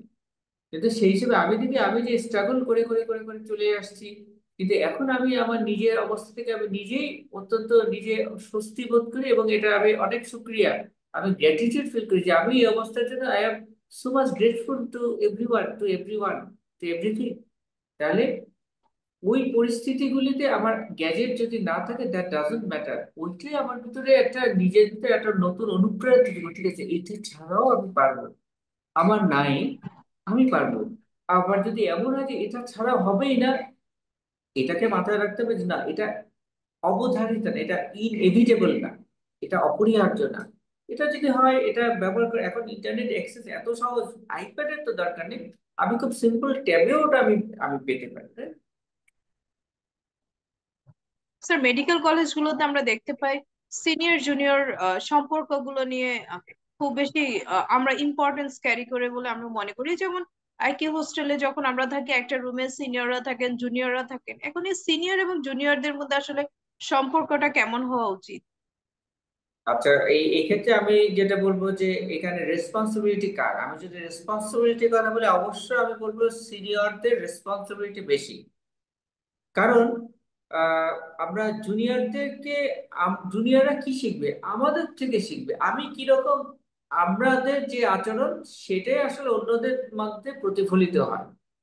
তখন আমার চাইতে যে ছোট, তার কাছ থেকে আমি আশা করতে পারি না যে, তার কাছ থেকে ফার্স্ট আমি কিছু আশা করতে পারি না, আমাকে আমার আচরণ দিয়ে সেটাকে অর্জন করতে হবে। ভালোবাসা, শ্রদ্ধা, ভক্তি এগুলি অর্জন করতে হয়, এগুলি প্রেশার ফোর্সফুলি হবে না।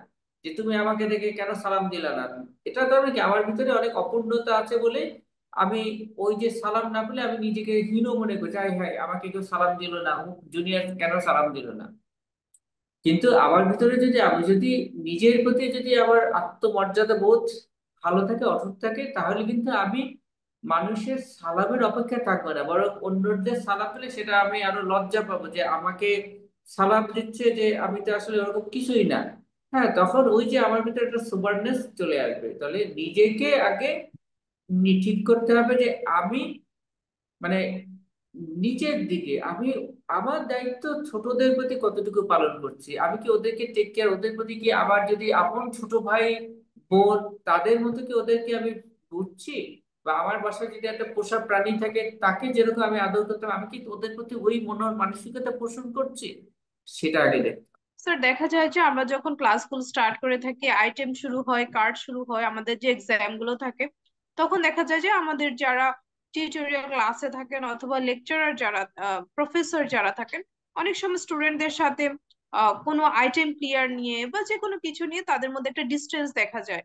হয়তো স্টুডেন্টটি কোনো কারণে আইটেমটি ক্লিয়ার করতে পারছে না, তারও অনেক ল্যাকিংস থাকতে পারে, তাদের মধ্যে কোনো মিউচুয়াল রিলেশনশিপ বিল্ড আপ করেনি, এতে করে স্টুডেন্ট টিচারকে ভয় পেয়ে একটা সময় তাদের মধ্যে বিশাল বড় একটা ডিস্টেন্স ক্রিয়েট হয়। এই যে একজন স্টুডেন্ট এবং একজন ফ্যাকাল্টির সাথে কিভাবে সম্পর্কটা আসলে কেমন হওয়া উচিত, বা এক্ষেত্রে এই আসলে, সম্পর্ক জি জি কিভাবে জি, গড়ে ভেরি গুড। এক্ষেত্রে ওই একই ব্যাপার। এক্ষেত্রে আসলে ইনিশিয়েটিভটা নেয়ার কথা আইডিয়ালি ফ্রম টিচার্স সাইড। কারণ আমার স্টুডেন্ট সে পড়াশোনায় হয়তো খারাপ করছে, সে কেন, এটা আমার দায়িত্ব। আমার দায়িত্ব তাকে নিয়ে বসা, এবং বসা মানে ওই যে তাকে ইন্টারোগেট করা না, তুমি কেন পারো না, নো, তাকে আপন সন্তানের মতন মনে করা, বা আপন ছোট ভাই বোনের মতন মনে করা, তাকে ভালোবাসার সাথে দেখা যে, যে যে বাবা বাবা বা বা তুমি, তুমি আমার কাছে শেয়ার করো, হ্যাঁ শেয়ার করতে পারো, তাকে আগে, আগে প্রশ্ন করলে সে ঘাবড়ে যাবে, বলবে না, ওপেন হবে না। তাকে কাউন্সেলিং করতে হবে, তাকে আগে বলতে হবে যে আসলে লাইফটা দেখো এরকম, নিজের জীবনের কথা বলা যায়, বা এরকম যে এইভাবে এইভাবে চলে, এভাবে তখন সেই শুনতে ইজি হবে। তখন সে নিজেই একসময় বলবে যে আসলে আমার এইরকম এটা সমস্যা, আমার এই কারণে ভয় লাগে, বা আমার ফ্যামিলির কোনো ম্যাটার নিয়ে আমি আসলে ওরি। তখন তাকে ওই যে হৃদয় দিয়ে যদি আমি তাকে বোঝার চেষ্টা করি, তাহলে সে কিন্তু আমাকে যেভাবে নিবে, তারপরে কিন্তু আসলে কোনো ডিস্টেন্স থাকবে না, কোনো সে আমার আমার প্রতি ভয় থাকবে না। তাহলে ওইটা আমি সবসময় মনে করি, বাবা মার ক্ষেত্রেও তাই, সন্তানের সাথে দূরত্বের জন্য মোস্টলি বাবা মা দায়ী, তাদের ভুল দৃষ্টিভঙ্গি বা তাদের ভুল আচরণ দায়ী। টিচারদের সাথে ডিস্টেন্স রেখে তো অ্যাকচুয়ালি টিচারদের দায়বদ্ধতাকে আমি বেশি গুরুত্ব দিব। টিচারদেরকে এগিয়ে আসতে হবে। আর স্টুডেন্টদেরকে যেটা বলবো যে এক্সপেকটেশন, কারণ ভয়ের কারণে হয় কি যে তারা টিচারদের কাছে যেতে, মানে ভয় থাকে যে আমি টিচার যদি বকা দেন আমাদেরকে, যে আমি গেলাম, আমাকে যদি বকা দেন, কিন্তু মাইন্ডসেটটা এমন ব্যাপার যে না, everything is there, I will get everything, teacher বকা দিলে কোনো ব্যাপার না। মানে টিচার বকা দেওয়ার, দিবেন এই চিন্তাটাই রাখা যাবে না, যে আমার যা মন চায় আমি তাই করবো।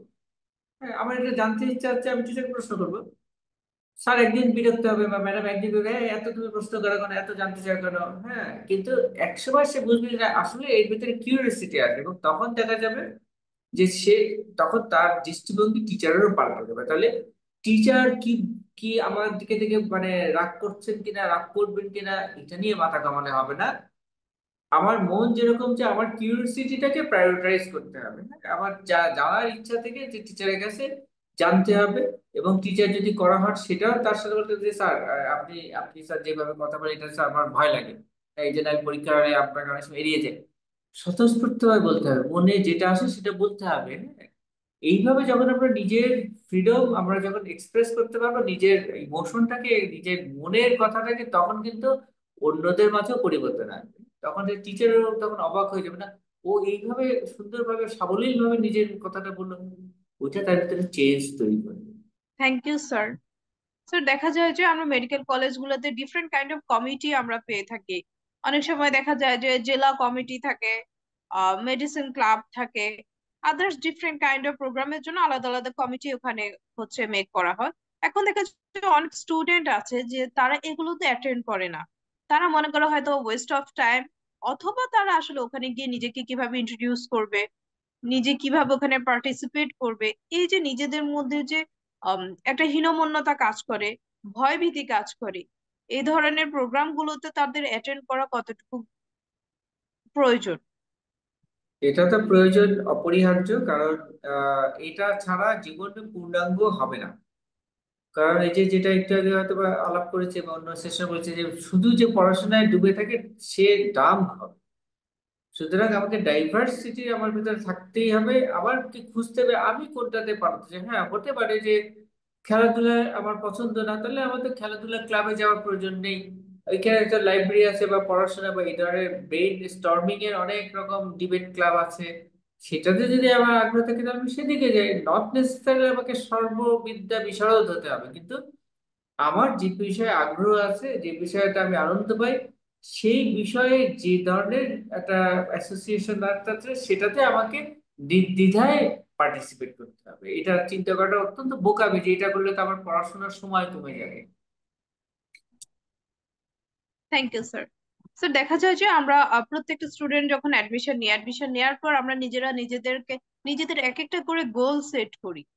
হয়তোবা এই গোলটা দেখা যায় যে সে আসলে কোনো স্পেশালিটিতে যাবে, অথবা সে টার্মের পর কার্ডটাতে কেমন রেজাল্ট করবে, এই ধরনের ডিফারেন্ট কাইন্ড অফ গোল গুলো থাকে।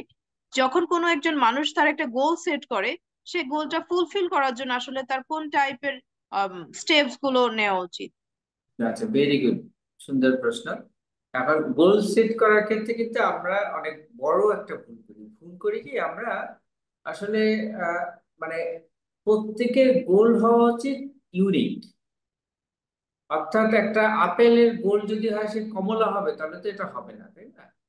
এখন মনে করেন যে এরকম একটা ট্যাবুর মতন বা এটা একটা এই ধরনের ব্যাপার, যেমন আমাদের সময় আমরা দেখেছি যে সবার কি কার্ডিওলজি, হ্যাঁ, মেডিসিন মেডিসিন স্পেশালিস্ট হবেন বা কার্ডিওলজিস্ট হবে, এইটা হচ্ছে সবার অধিকাংশ একটা ইয়ে ছিল, এক্সেপশন ছিল অনেকের ঠিক আছে অন্য সাবজেক্টের প্রতি আগ্রহ আছে।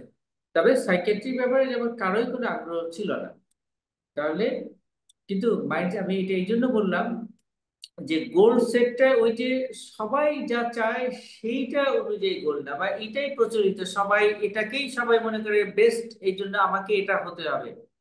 সেই ধরনের হলে আমাদের উপর প্রেশার ক্রিয়েট করা হবে, নিজেদের উপর প্রেশার ক্রিয়েট করলে কখনো আমরা কাঙ্ক্ষিত লক্ষ্যে পৌঁছাতে পারবো না। তাহলে লক্ষ্য সেট করাটার চাইতে, মানে লক্ষ্য সেট করে কিভাবে পৌঁছাবো তার চেয়ে বেশি ইম্পর্টেন্ট হচ্ছে যে আমার লক্ষ্যটা কি হবে। এই লক্ষ্য always it should be aligned with my passion. আমার প্যাশনের সাথে এটা সঙ্গতিপূর্ণ কিনা, আমার প্যাশনের সাথে যদি সঙ্গতিপূর্ণ না হয়, আমি যদি ওখানে অনেক ভালো যদি আমি ওই লক্ষ্যে পৌঁছাইও, ওইটাতে আমি জীবনে স্যাটিসফ্যাকশন পাবো না। আমি দেখা যাবে ওই আমি কার্ডিওলজিস্ট হয়েছি, অনেক কষ্ট টষ্ট করে হলাম, কিন্তু আমি একজন ডিপ্রেসড কার্ডিওলজিস্ট হয়ে যাবো। আমি দেখা যাবে যে কার্ডিওলজিস্ট মানে আমি করছি কিন্তু প্রাণ নাই, আমার নিজেরই হার্ট অ্যাটাক হয়ে যাবে, আমি অল্প 45 বছর বয়সে আমি হয়তো বা ইন্তেকাল করতে পারি। এই জন্য বললাম যে যখন আমার প্যাশন অনুযায়ী আমার প্রফেশনটা অ্যালাইন করবে, তখন ওইটা হচ্ছে আনন্দ, অর্থাৎ কাজ তখন আর কাজ মনে হবে না, ওইটা হতে হবে স্পোর্টস খেলা। আমি যেমন আমি প্র্যাকটিক্যাল লাইফে আমি যে এখন সাইকিয়াট্রি নিয়ে কাজ করি, এই যে আপনাদের সেশনে আমি পার্টিসিপেট করছি, এটাও কিন্তু আমার প্যাশন থেকে, রাইট? আমার কিন্তু এটাকে আমি ওয়ার্ক হিসেবে মনে করি না, আমি মনে করি সবই খেলা। আমি যখন পেশেন্ট ক্লায়েন্ট দেখি, বা আমি ক্লায়েন্ট অল্প দেখি, আমি বিভিন্ন মোটিভেশনাল বিভিন্ন অ্যাক্টিভিটিসে ইনভলভ থাকতে পছন্দ করি। তাহলে ওইগুলি যাই করি না কেন, সেটাই আমার কাছে অনেক ইন্টারেস্টিং। আমি একটা ক্লায়েন্ট দেখতে অনেক সময় নেই, কারণ ওইটা আমার কাছে একটা এক্সপ্লোর করার মতন। আমি ওইরকম নয় যে আমার পেশেন্ট দেখে টাকা গুনতে হবে, এই কয়টা পেশেন্ট ন। তাহলে আমি এই যে আনন্দের সাথে আনন্দের জন্য কাজ করছি, এইটাই হচ্ছে আমার এনজয়মেন্ট। তাহলে আমি প্রফেশন আমার প্যাশনের সাথে অ্যালাইন করেছি। এইটাই মাথায় রাখতে হবে গোল সেট করার জন্য, যে আমার মন অ্যাকচুয়ালি কি চায়, কোনটাতে আমি স্বচ্ছন্দ বোধ করবো। এখানে আমার বাবা মা কি চান, অন্য ফ্রেন্ডরা কি করছে, সেটাকে গুরুত্ব দিলে হবে না। Thank you sir. স্যার দেখা যায় যে আমরা মেডিকেল কলেজগুলোতে পড়তে পড়তে একটা সময় দেখা যায় আমরা অনেকটা মনোটোনাস হয়ে যাই। পড়াশোনার বাইরে আমরা অন্য কিছু হয়তো বা এই একটা স্টুডেন্ট আগে ভালো ছবি আঁকতো, ভালো গান গাইতো, হয়তো বা সে ভালো পেন্টিং জানতো, ডিফারেন্ট কাইন্ড অফ অ্যাক্টিভিটিস এর মধ্যে ছিল। বাট মেডিকেল কলেজে যখন সে জয়েন করলো, এরপর থেকে তার এই ডিফারেন্ট কাইন্ড অফ অ্যাক্টিভিটি, যেটাকে আমরা এক্সট্রা কারিকুলার অ্যাক্টিভিটিস বলে থাকি, এক্সট্রা কারিকুলার অ্যাক্টিভিটিস থেকে তার প্যাশনের জায়গা থেকে সে অনেকটা সরে আসে। এই সময়টাতে আহ বিং এ স্পেশালিস্ট, আপনি কি মনে করছেন যে আমরা আমাদের এক্সট্রা কারিকুলার অ্যাক্টিভিটিস বা আমাদের প্যাশনের জায়গাগুলো কিভাবে ধরে রাখতে পারি? আচ্ছা, ভেরি গুড, এটা খুব ইন্টারেস্টিং প্রশ্ন। এখন এখানে একটা সময়ের একটা ব্যাপার থাকে, যে যে সময়ে কুলানো যাচ্ছে না। আমার হয়তো একটা বিশেষ কোনো একটা শখের বিষয় আছে, কিন্তু সেটা আমি পারছি না। তাহলে এই যে না পারার বিষয়টাকে, আমার অ্যাটিটিউডটা যদি এরকম হয় যে মানে ওটার জন্য আই মিস ইট, হ্যাঁ, I I really miss it, ওই যে মিসিং এর যে ফিলিংসটা, ওই অনুভূতিটা, ইস আমি পারছি না, এই যে আমি পারছি না, এটাই কিন্তু আমার ওই আগ্রহ প্যাশনকে জাগিয়ে রাখবে, ওটাকে নার্চার করবে, নারিশ করবে। অর্থাৎ আমি পরবর্তীতে যখন সুযোগ পাবো, তখন দেখা যাবে যে আমি নির্দ্বিধায় ওই প্যাশনটা আবার আমি সুন্দরভাবে কালচার করতে পারছি। তার মানে ব্যাপারটা হচ্ছে যে আমার মিস হচ্ছে, কিন্তু ওটাকে রিয়ালাইজ করা, ওটাকে এড়িয়ে যাওয়া নয়। ইস আই রিয়েলি মিস ইট, ইস আমি মিস করি। হ্যাঁ, তাহলে যে মিস করি, এটা কিন্তু দুঃখের কোনো ব্যাপার না। আই রিয়েলি মিস ইট, এটা একটা অনুভূতি। এই অনুভূতিটাকে যখন আমি অ্যাবজর্ব করতে পারবো, আত্মস্থ করবো, যে না, ইস আমার এই জিনিসটা এখন আর করা হয় না, এটা এখন আর করতে পারি না, আই রিয়েলি মিস ইট। হ্যাঁ, আগে হাতে এক্সারসাইজ করতাম, খুব ভালো লাগতো, এখন করার সময় পাই পাই না। তাহলে যখন আমার মনের ভিতরে ওই জিনিসটা থাকবে, তখন কিন্তু আসলে মেন্টালি আমার ওটা করা হবে, অনেকটাই হবে যখন মিস করা হবে। তাহলে পরবর্তীতে আমার যখন সুযোগ হবে, তখন থেকে আমি ঠিকই করতে পারছি। তাহলে ওই যে নিজের ভিতরে ওটাকে মনের মধ্যে ধরে রাখতে হবে।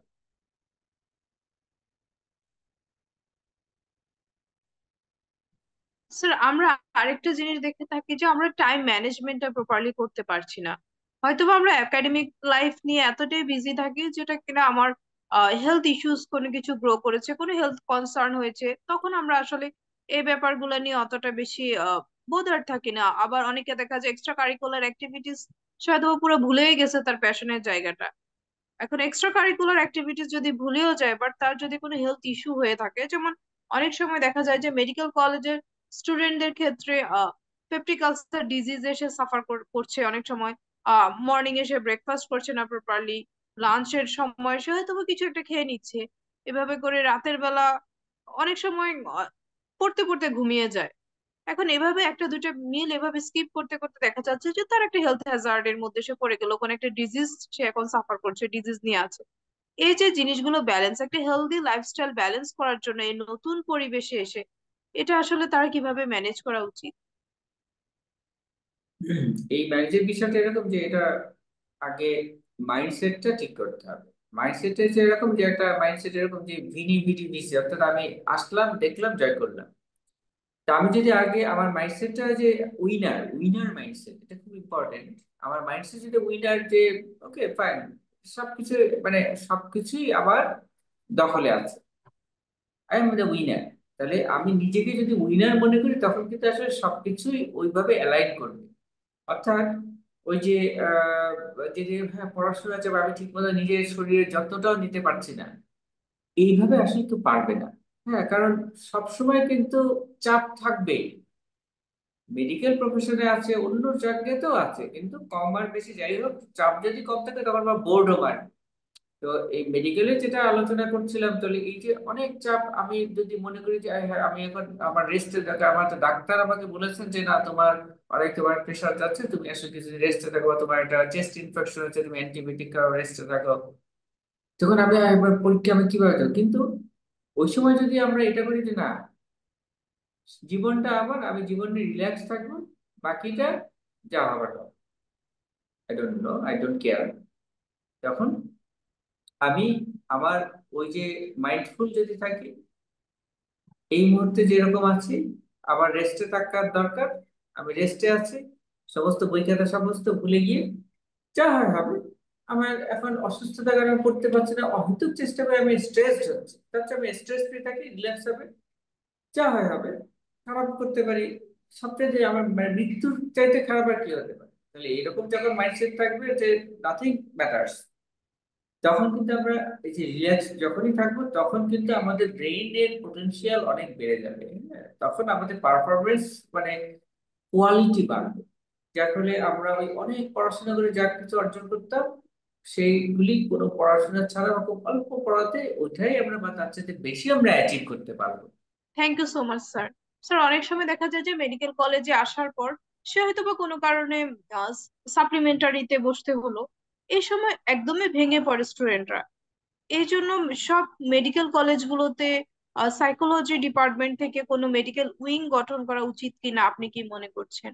এটা তো যেটা অবশ্যই উচিত। মানসিক সাপোর্ট সিস্টেম হিসেবে কাজ করবে। হয়তো বা সে ওখানে অ্যানোনিমাসলি গেল, তার নাম বা কোনো প্রকার অ্যাড্রেস বা কোনো কিছু তাকে আইডেন্টিফাই করবে আদার্স কলিগস বা আদার্স স্টুডেন্ট, ওরকম না থেকে সে সাইকোলজিক্যাল হেল্পটা নিতে পারবে, এরকম যদি সিস্টেম থাকে, ভেরি এটা গুড। কতটা ইম্পর্টেন্ট? আচ্ছা, এখানে আমি দুইটা জিনিস বলবো, যে এক হচ্ছে যে হ্যাঁ, এটা তো অবশ্যই ভালো সিস্টেম, কিন্তু এখানে আমি একটু কিছুটা মডিফিকেশন করতে চাই, মানে সেটা হচ্ছে এইরকম যে why they should go alone or anonymously, মানে এটা তো একটা স্টিগমা। তাহলে এই স্টিগমা থেকে বের হতে হলে আমি যদি মুখে বললে হবে না, হ্যাঁ, যে সবাইকে এই স্টিগমা থেকে মুক্ত করে দাও। এটার জন্য আমাদেরকে আরো অ্যাক্টিভ হইতে হবে। কিভাবে অ্যাক্টিভ হতে পারে? এই যে বিভিন্ন ধরনের মেন্টাল হেলথ রিলেটেড ওয়ার্কশপ করতে হবে। হ্যাঁ, এই যে দেখেন আপনারা, এটাকে আমি অত্যন্ত অ্যাপ্রিসিয়েট করি অলওয়েজ, যে আপনাদের এই যে এই আমাদের সাথে যে সেশনগুলি হচ্ছে, এই সেশনগুলি কিন্তু মানে প্র্যাকটিক্যাল সেশন, মানে স্টুডেন্ট লাইফের বিভিন্ন আঙ্গিকে, কিন্তু দেখেন এখানে কিন্তু মেন্টাল হেলথ অ্যাসপেক্টটাকে আপনারা প্রায়োরিটাইজ করছেন। এবং আমিও এমন ভাবে চেষ্টা করছি, বা আমার নিজের মনের মতন আমি যেটা মনে করি, যে না আসলে এটাতে কোনো কিছুতে লজ্জার কিছু নেই। আমার জীবনে অনেক আপস অ্যান্ড ডাউনস হয়েছে, মেডিকেল লাইফে আমিও অনেক রকম সেইভাবে বলতে গেলে মিসগাইডেড হয়েছি, অনেক রকম অনেক কিছু আমার দ্বারা হয়েছে। তারপরে তো আমি এই অবস্থায় আছি, যেখানে আমি নিজেকে নিয়ে আমি হ্যাপি। তাহলে এই যে এই অবস্থানটা, এটা হয়েছে কিভাবে? যে আমি নিজের কোনো কিছু নিয়ে আমার কোনো রকম দ্বিধা নেই, যে আমি হ্যাঁ, এটা আমার জীবনে হয়েছে, আমার জীবনে এটা হতেই পারে। তাহলে এটাকে যখন আমি অকপটে প্রকাশ করার মতন আমার ভিতরে কারেজ থাকবে, তখন কিন্তু এটা একটা সুপার হিউম্যান কোয়ালিটি। তাহলে এই কোয়ালিটিটা অর্জন করাটা খুব ইজি। সেটা হচ্ছে যে নিজের কোনো কিছুকে নিয়ে দ্বিধাগ্রস্ত, বা কোনো কিছু নিয়ে অ্যাশেমড না হওয়া, না আমার জীবনে এটা লজ্জাজনক একটি ব্যাপার, এটা নো, এভরিথিং ইজ ন্যাচারাল, যেটা হওয়ার হচ্ছিল সেটা হয়েছে। এটা আমার জীবনের পার্ট ছিল, পার্ট হওয়ার কথা ছিল বলে হয়েছে। So it is now part of me, integrated in my life. এটা তো অস্বীকারের কিছু না, এটা আমার জীবনের অংশ, আমারই অংশ। তাহলে এরকম মাইন্ডসেট যখন থাকবে, তখন কিন্তু সে, তার জন্য আসলে এটা কোনো ব্যাপারই না। Thank you so much sir. Sir দেখা যায় যে আমরা যারা আমাদের মেন্টররা থাকেন মেডিকেল কলেজগুলোতে, তাদের আসলে স্টুডেন্টদের প্রতি যে কারেজিয়াস যে রোলটা প্লে করা উচিত, অনেক সময় তারা ডিফারেন্ট কাইন্ড অফ মেন্টাল ব্রেকডাউনের মধ্যে দিয়ে যায়। এই রোলটা আসলে কেমন হওয়া উচিত অ্যাজ এ মেন্টর? আচ্ছা, মিত্র হিসেবে আসলে সেটা যে মানে আসলে মানে ভালোবাসার চাইতে বড় আর কিছু হতে পারে না। আমি যেই হোক না কেন, আমার ভিতরে যদি ভালোবাসা থাকে, তখন কিন্তু আমি মানুষের দিকে চাইলে পারি, তাকালেই পারে বুঝতে পারবো যে না, হি আর সি নিডস হেল্প। হ্যাঁ, মানে তার হাতে একটু মোটিভেশন দরকার, একটু তাকে এগোতে দরকার। আমার একটা একটা উদাহরণ বলি, মানে আমার না, এটা আমি একটা জাস্ট একটা দৃষ্টান্ত দিই। আহ, অস্ট্রেলিয়ার একজন মোটিভেটর স্পিকার আছেন, ওনার নাম হলো নিক ডি ডি ভিচিস। হ্যাঁ, এরকম নাম, নিক NIC কে ডি ভিচিস। তো ওনার আর কি হাত পা নেই। ওনার ওই যে এই পর্যন্ত মানে জন্ম থেকে ওনার হাত পা আর কি ওইভাবে নেই। তো ওনার মোটিভেশন আমি একসময় দেখতাম অনেক বছর আগে। তো তখন ওনার ওনার একটা কথা আমার খুব ভালো লেগেছে যে উনি একদিন ওনার স্কুল লাইফে যে অনেকে তো ওনাকে বুলি করতো, যে এরকম না, এটা এটা স্বাভাবিক। আর অস্ট্রেলিয়া তো ওরা তো যে ওদের ভিতরে রেসিজম এগুলি বেশি, রেসিজম বা বুলি করা বা ওরা তো ওইরকম জেনেটিক একটা ইয়ে আছে, প্রেডিসপোজিশন আছে, সব ক্রিমিনালদেরকে ওখানে সেটেল করা হতো। যাই হোক, উনি একদিন এত বেশি বিপর্যস্ত, উনি একদিন চিন্তা করছেন যে আজকে আর একজন যদি আমাকে কেউ মানে এরকম কোনো বুলির শিকার হয়, তাহলে আমি আমার জীবনটাকেই রাখবো না। হ্যাঁ, তো এইভাবে উনি চিন্তা করে করে খুব মন খারাপ করে আসছেন। যে এমন সময় হঠাৎ তার ক্লাসের একটা মেয়ের সাথে তার দেখা হলো, এবং সে তাকে দেখে খুব হেসে হলো, নিক কেমন আছো?" যখন তার মনে হলো যে এই মেয়েটা এত সুন্দরভাবে আমাকে আমাকে জিজ্ঞেস করলো কেমন আছে, যে এইটাতে আমার প্রাণটা ভরে গেল। এবং ওনার ওই যে তার যে চিন্তা ছিল যে আজকে আর কেউ যদি আমাকে আর এরকম করে বুলি করে, তাহলে আমি আর নিতে পারবো না, আমি আমার জীবনটাই রাখবো না। কিন্তু এই এত সুন্দর আমার কাছে আমার অন্তরটা স্পর্শ করেছে, যে আমার কাছে বাঁচার মনে হলো যে না, এটাই তো, এই আনন্দে তো আমি বাঁচতে পারি। তখন উনি বললেন যে আমরা কত তুচ্ছ কারণে আমরা অনেক সময় মনে করি যে না, আমার জীবনটাই কোনো, আমাদের কেন, আমাদের কি উদ্দেশ্য। তাহলে এই যে আমার সামনে আরো কত মানুষ, সেই ইন্টারাকশনে আমরা আছি, আমার এই যে একটু হাসি, আমার একটু সম্ভাষণ, ভাই কেমন আছো, আপু কেমন আছো, কি খবর তোমার, এই যে একটু জিজ্ঞাসা, এই যে একটু হাসি, এই যে আমার উষ্ণতা, আন্তরিকতা, এইটা হয়তো আরেকজনের জীবনটাকে বাঁচিয়ে দিতে পারে। সে হয়তো তার ভিতরে হয়তো এরকম চিন্তা হতে পারে যে আমি এই অবস্থা থেকে আমি হয়তো বা নিজের জীবনটাকেই রাখবো না, কিন্তু এই যে আমার কাছ থেকে একটা একটা উষ্ণ একটা সম্ভাষণ সে পেলো, এইটাই হয়তো তাকে বাঁচিয়ে দিতে পারে। তাহলে এটাই হতে পারে আমাদের যারা মেন্টর, বা আমাদের যদি এটা মাইন্ডসেট হয় যে এইটাই হচ্ছে আমাদের উদ্দেশ্য, তাহলে কিন্তু আমাদের বড় কিছু করার দরকার নেই। ছোট ছোট জিনিস দিয়ে আমরা মানুষের অনেক উপকার করতে পারি, না জেনেও, অন্যকে না জানিয়েও। Thank you sir. স্যার, আমাদের দেশে যে রিসার্চের যে ব্যাপারটা দেখা যায় যে আমরা হয়তো বা গ্রাজুয়েশন কমপ্লিট করার পরে আমরা রিসার্চের প্রতি ফোকাসড হয়ে হয়তো বা আমাদের কোনো স্কলারশিপের ক্ষেত্রে যখন দেখা যায় যে পাবলিকেশনটা চায়, তখন আমরা সবাই অনেকটা ট্রাই করি যে কোন রিসার্চ প্রোগ্রামে আমরা অ্যাটেন্ড করব বা কোনটাতে জয়েন করতে পারি, শুধুমাত্র পাবলিকেশনের জন্য। এখন আমরা যারা নিউ কামার যারা আছে তাদের ক্ষেত্রে যদি আমরা প্রথম থেকে রিসার্চ বেস যে কোনো কিছুতে ইনক্লুড করতে পারি, সেটা আসলে আমাদের কাছে মনে হয় যে অনেক বেশি এটা আফটার গ্রাজুয়েশনের থেকে এখন অনেক বেশি ইফেক্টিভ হবে। আপনি বিং এ মেন্টর, আপনি কি মনে করছেন? অবশ্যই নতুন কিছুকে অলওয়েজ ওয়েলকাম। এবং এটা যদি হয়, এটা তো একটা এক্সিলেন্ট একটা মাইন্ডসেট। যদি মনে হয় যে না, আমি রিসার্চের ব্যাপারে আমার আগ্রহ আছে, এবং এখানে ঠিক ওইটা ব্যাপারটা ওরকম যে প্যাশন, হ্যাঁ, মানে যার ভিতরে রিসার্চের আগ্রহ আছে, প্যাশন আছে, সে কিন্তু সব ব্যাপারে ওইটা একটা খুঁজবে, তার ভিতরে এটা আগ্রহ তৈরি করবে, এবং সে অন্যদের দ্বারা অনুপ্রাণিত হবে, নিজেও অন্যদেরকে অনুপ্রাণিত করবে। আমার ভিতরে মানে এখন আমি বুঝি আমার ভিতরে এরকম একটা মাইন্ডসেট আছে যে এক্সপ্লোর করা। তাহলে এই এক্সপ্লোরিং যারা বুঝবে, তখন তাদের অবশ্যই এটা প্রথম থেকে যদি এটা শুরু করে, দ্যাট উইল বি মানে ওয়ান্ডারফুল। অবশ্যই সেটা করা উচিত। Thank you sir. স্যার, দেখা যায় যে আমরা মেডিকেল কলেজগুলোতে যখন স্টাডি করি তখন আমাদের প্রত্যেকটা মেডিকেল কলেজে ছোট হোক বড় হোক মোটামুটি একটা লাইব্রেরি থাকে। ওয়ান টু মোট অনেক জায়গায় দেখা যায় যে দুই তিনটা লাইব্রেরিও থাকে একটা মেডিকেল কলেজের। এখন এই মেডিকেল কলেজগুলোতে আসলে রিসোর্স গুলো আমাদের জন্য কেমন হওয়া উচিত?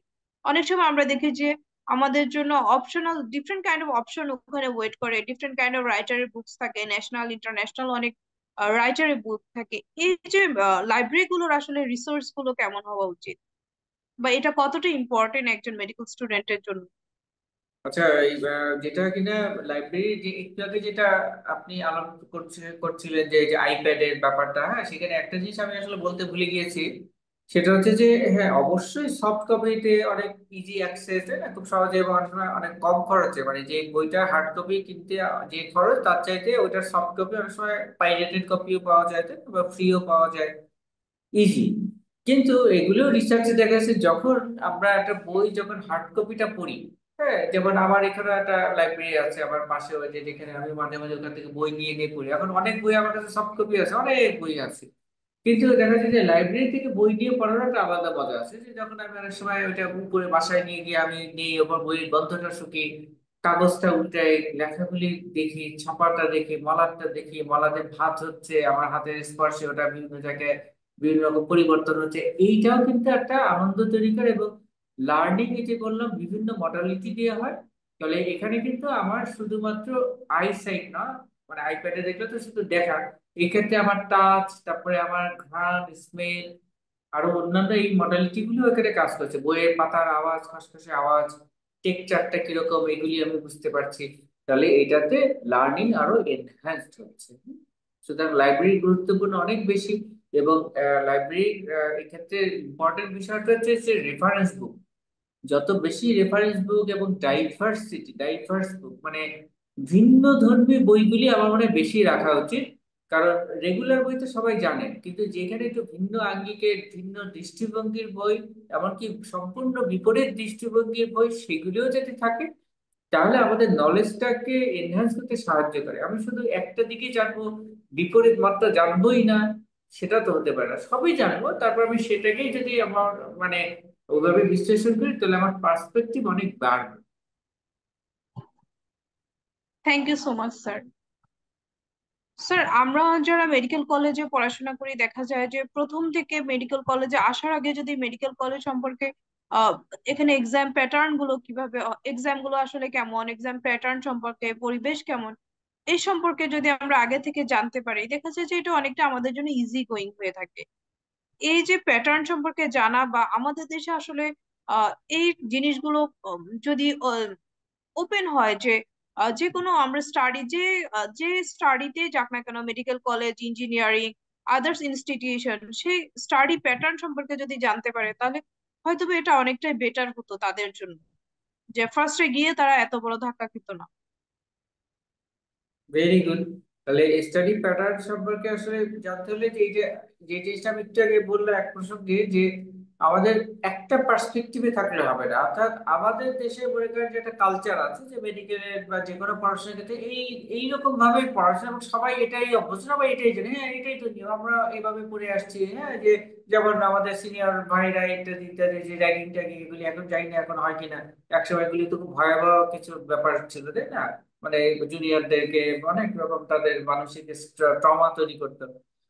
তো এগুলি আমাদের কালচারের অংশ, কিন্তু বিভিন্ন ডিফারেন্ট পার্সপেক্টিভ, যে আপনি বললেন যে অন্য দেশে কিভাবে এটা হয়, তাহলে আপনি এখন তো ইন্টারনেটে করে আমরা সবই জানতে পারি। হ্যাঁ, যে যেমন সে ফিনল্যান্ডে মেডিকেল স্টুডেন্টরা তারা কিভাবে করে, ওখানে বিভিন্ন মানে খুঁজলে বা ইউটিউবে ওই ক্লাসের ডেমনস্ট্রেশনও পাওয়া যাবে। তাহলে এইগুলি আমি যদি বিভিন্ন রকম আঙ্গিকে দেখি, যে দেখা মানে তো এটা না যে আমি ফলো করলাম, বা দেখা মানে যে আমাদের দেশে বা আমার মেডিকেল ওটা ইমপ্লিমেন্টেশন হচ্ছে, নট নেসেসারিলি দ্যাট। কিন্তু আমি যখন দেখবো ও আচ্ছা এখানে ওরা এইভাবে শিখে, এইভাবে ওরা এইভাবে ডেমনস্ট্রেশন করে, এখানে টিচার এইভাবে শিখে, বা তাহলে এই যে আমি যে দেখতেছি, এইটাই কিন্তু আমার একটা নতুন মানে নলেজ ফ্যাকাল্টি ডেভেলপ হচ্ছে, আমি আমার অজান্তে। আমি জাস্ট দেখতেছি, ও আচ্ছা এখানে এরকম করে, ও আচ্ছা ওই দেশে চায়নাতে ওরা এরকম ভাবে পড়ে, এটা এইভাবে পড়ায়। এই যে আমি জানতেছি, আমাকে কিন্তু এটা ইমপ্লিমেন্ট দরকার নেই, এই যে ডিফারেন্ট দৃষ্টিভঙ্গি আমি জানলাম, এইটাই আমার নলেজকে অনেক আপগ্রেড করে ফেলে। Thank you sir. স্যার, আমরা যে মেডিকেলে যখন কোনো একজন স্টুডেন্ট চান্স পেয়ে থাকে তখন সবার মধ্যে রিলেটিভস থেকে শুরু করে সোসাইটি সবাই একটা কথা বলে যে আহ, এখন থেকে তার লাইফে আসলে আনন্দ বলতে আর কিছু থাকবে না, সে সারাদিন শুধু পড়াশোনা করবে, টেবিল চেয়ারের সাথে তার সম্পর্ক হবে, আর কোনো মানুষের সাথে সম্পর্ক হবে না। এই যে মেডিকেল কলেজে জয়েন করার পর থেকে একটা স্টুডেন্টের ব্যক্তিগত জীবন, তার পড়াশোনা এবং তার বন্ধু বান্ধব, পারিবারিক জীবন, এই যে সম্পর্কগুলো আসলে মেনটেন করা, একটা ব্যালেন্স করা, এগুলো যদি আপনি নিউ কামারদের জন্য কিছু বলতেন, যে এটা আচ্ছা, আসলে তারা কিভাবে ব্যালেন্স করবে। জি জি। এটা আমি এটাই বলতে চাই যে নিউ কামারদের জন্য, যেমন মানে আমাকে দেখে কি মনে হয় যে আমি একেবারে মানে খুব দুঃখে আছি বা কষ্টে আছি বা খুব গম্ভীর হয়ে গেছি, মেডিকেলে পড়াশোনা তো আমরা করেছি, আমিও করেছি। তাহলে আমার হাসি দেখে কিন্তু ওটা মনে হবে না যে আমি অনেক কষ্টের মধ্যে দিয়ে গেছি। কেন মনে হবে না? কারণ এটাকে স্বাভাবিকভাবে ধরে নেওয়াটাই হচ্ছে আসল। তাহলে ফর দ্য টাইম বিং, ওই যে প্যাশনের ক্ষেত্রে যেটা বলছিলাম, যে হয় ওই কিছুটা সময়ের জন্য মনটা খুব খারাপ লাগবে, কিন্তু যখন ওই সময়টা তো একরকম যাবে না, এক সময় দেখা যাবে একটা ফ্রিডম আসবে, আপস এন্ড ডাউনস হবে, তো যখন ওই যে আবার একটা সুন্দর সময় যাবে তখন দেখা যাবে প্যাশনটা যখন বিকশিত হচ্ছে, তখন আনন্দের ফলগুলো আমরা সবাই ভাগ। এটাই জীবন। আমার একটা ছোট্ট অভিজ্ঞতা বলে আমি শেষ করবো, সেটা হচ্ছে যে আমি যখন এমডি সাইকিয়াট্রি ফার্স্ট পার্টে, আমাদের অ্যানাটমি যিনি টিচার ছিলেন, ওনার অ্যানাটমি ক্লাস খুব অসাধারণ, আমার খুব ভালো লাগতো। এবং উনি টিচার হিসেবে খুব কড়া ছিলেন, হ্যাঁ, যে ওনার কাছে সহজে কেউ পাশ করতো না। তো আমার মনে হচ্ছে যে আমাদের পরীক্ষার আগে আগে উনি ব্রেন নিয়ে পড়াবেন, তা আমার এটা খুব ইন্টারেস্টেড, সব আমার এগুলো খুব আগ্রহের বিষয়, ব্রেন, তারপরে সাইকোলজি। তো ওই সময় আমার মানে অর্থনৈতিক কারণে আমাকে মানে সাথে প্রাইভেট জবও করতে হচ্ছিল, তো আমি তখন একটা জবে ঢাকার বাইরে, ওখানে 3 দিন আমাকে একটানা থাকতে হবে, অনেক কষ্ট করে ওখানে এরকম কিছু জব আছে, ওরা তারপরে আমাকে কিছু টাকা দেবে। তো ওই জবের কারণে আমার এরকম সাড়ে কয়েকটা ক্লাস মিস হয়ে গিয়ে, মানে যাবে এটাই অবদায়। তো আমি তখন ওই জব করে আমি তখন চিন্তা হতো, ইস, এই স্যারের ক্লাস আমার এত প্রিয়, আমি এই ক্লাসগুলি করতে পারলাম না, পাচ্ছি না। হ্যাঁ, এটা কিছু করার নেই। তো পরে দেখা গেলো যে ওই আমি অন্যদের কাছ থেকে ওগুলি, ওদের লেকচার, ওদের নোট থেকে একটু দেখলাম, কিন্তু ক্লাসটা তো আর আমি পাইনি। কিন্তু আলটিমেটলি দেখা গেলো যে স্যারের পরীক্ষায় আমি পাস করেছি, কিন্তু আমার সাথে যারা অন্য দুই এক চারজন ছিল, একজন পাস করেছে, বাকি সবাই ফেল করেছে, কারণ ওই স্যারের ক্লাস কিন্তু। তাহলে এটা এর জন্য বললাম যে আমার প্যাশন ছিল, এবং প্যাশন যখন থাকবে তখন আমি পাই বা না পাই, ওই যে সে আমার আইপ্যাড নাই বা আমি আমার প্রিয় স্যারের ক্লাসটা করতে পারলাম না, দ্যাট ডাজন্ট ম্যাটার। যে আমার যে মিস করছি, আমি যেটা উপলব্ধি করছি, আমার মন ওটা চাচ্ছে, ভালোবাসাটা আছে ওটার মধ্যে, এইটাই সব। এইটা যদি থাকে তখন আসলে কোনো কিছুই না পাওয়ার কিছু নেই। সুতরাং মেডিকেলে পড়াশোনা করতে গেলে সবাইকে রোবট হয়ে যেতে পারে অবশ্যই না, কারণ সবকিছু এটা একটা ট্রেনিং, এটা একটা গেমের মতো। এটাকে মানে সাহসিকতার সাথে মোকাবেলা করাটাই হচ্ছে আসল। Thank you so much sir. Sir, আমরা অনুষ্ঠানের একদমই শেষ পর্যায়ে চলে এসেছি। থ্যাংক ইউ সো মাচ আমাদের সাথে স্যার অ্যাজ এ মেন্টর হিসেবে জয়েন করার জন্য। আশা করছি আজকের পর্বটি সবার কাছে ভালো লাগবে। যারা নতুন শিক্ষার্থী আছে তাদের জন্য এই পর্বটি অনেক বেশি উপকার। Thank you so much sir. প্রিয় দর্শক, আশা করছি আজকের পর্বটি আপনাদের কাছে অনেকটা আহ মেডিকেল কলেজের পরিবেশ সম্পর্কে আপনাদের কাছে অনেক তথ্যবহুল হবে, এবং আশা করছি পরবর্তী পর্বে আপনাদের সাথে আমরা আবার জয়েন করব অন্য কোনো আলোচনার টপিকস নিয়ে। ধন্যবাদ সবাইকে। আসসালামু আলাইকুম। আসসালামু আলাইকুম স্যার।